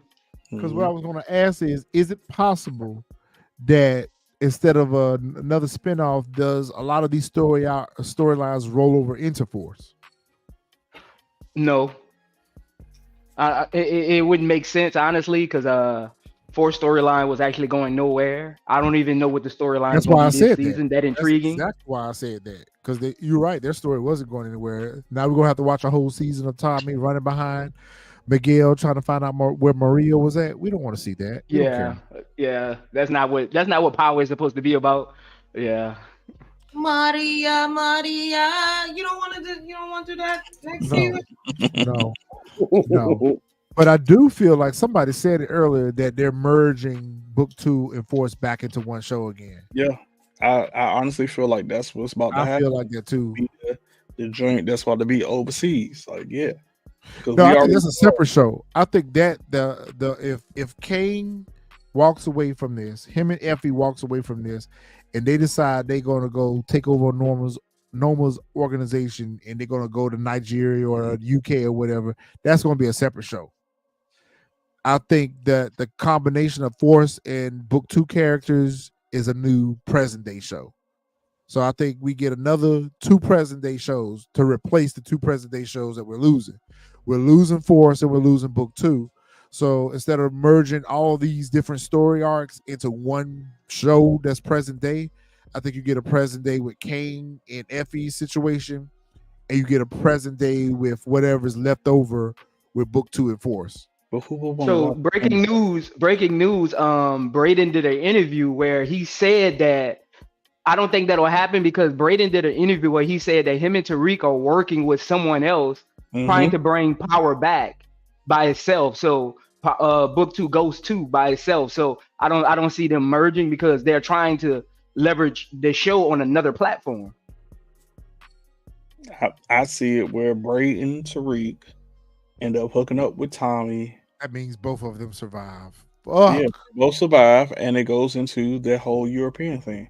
Because you got to think about it. At the end of the day, who's going to want to watch Kane and Effie as a show? I think Kane and Effie will be good.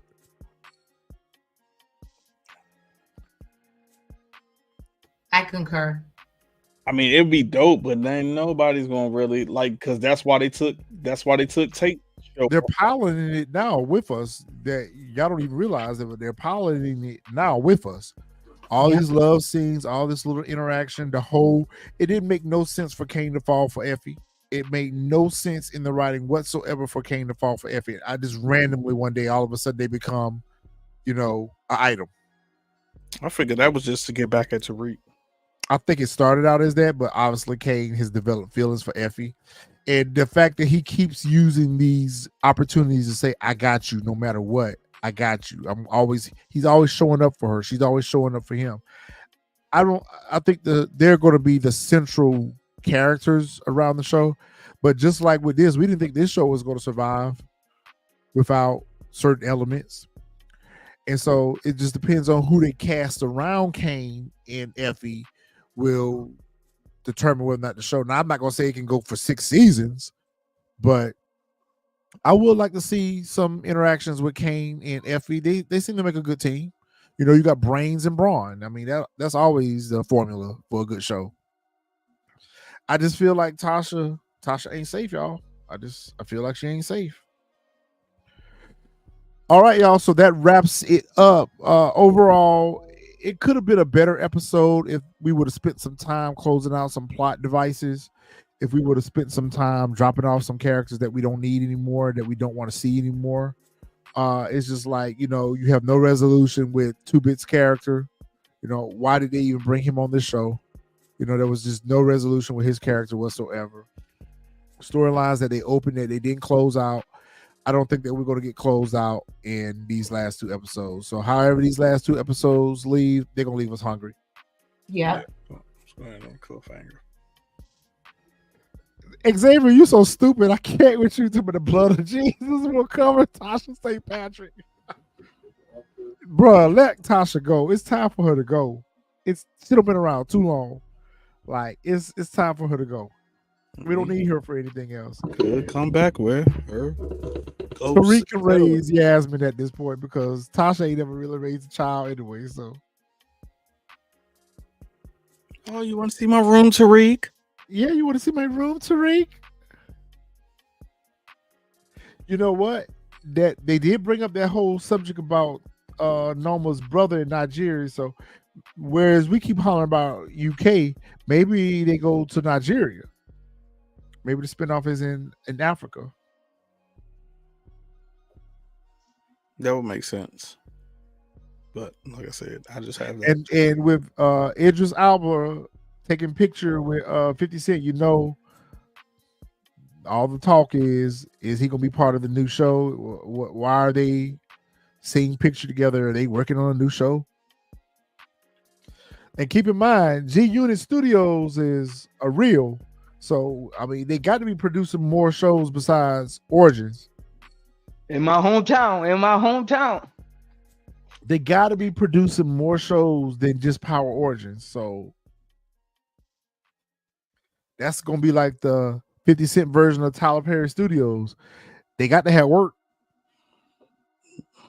So that's why I feel like it's gonna be multiple shows that will get produced.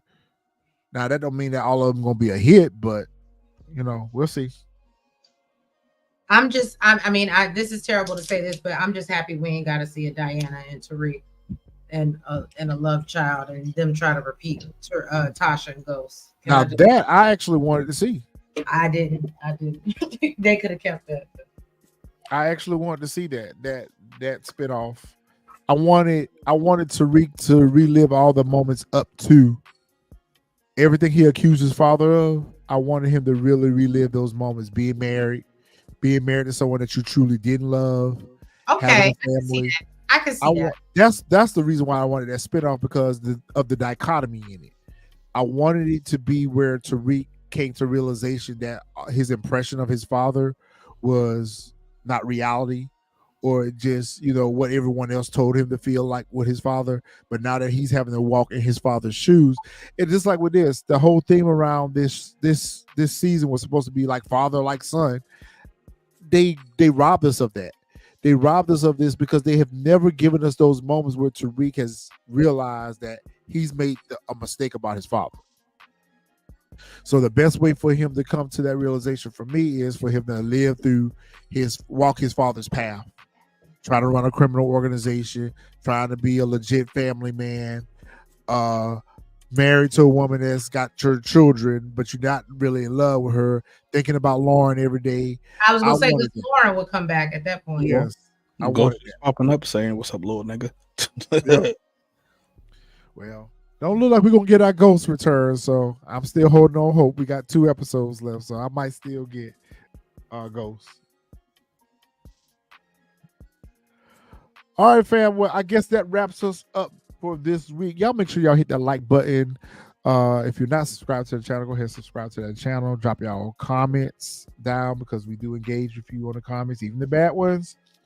And we want to continue these conversations. Does anyone else have anything else before we wrap up this week? No, like I said, I had a strange feeling that it's gonna roll over. Like something ain't right. I guess I gotta wait till the next episode, but yeah, I just got that feeling like it's about to roll over, because the way the writing's going this season, it just makes sense. That because like I said, we still haven't seen Proctor's daughter yet. So if we don't see her in 9, we're more than likely gonna see her in 10. And that's how the episode is going to end. I just got the whole feeling the whole season is going to end on a cliffhanger, and that's how they're going to close it out. I agree. Special shout out to Zoe Media. Thank you for joining the panel. We enjoyed you, and you're welcome back. Go ahead and plug out your channel, bro. Yeah, I am Zoe Media. Same thing on X, Instagram, and TikTok. Trying to get my new channel back up and running. My last one was almost at 8,000 subscribers before somebody hacked it. So trying to get back to my other one. I just started this one like 4 days ago. So make sure y'all go subscribe. I am Zoe Media. And I do all sports content, NFL, NBA, WNBA, baseball with the Yankees, and I do movie reviews and TV shows as well. Okay, Marvin, there you go. He's a Yankees fan. And you know it.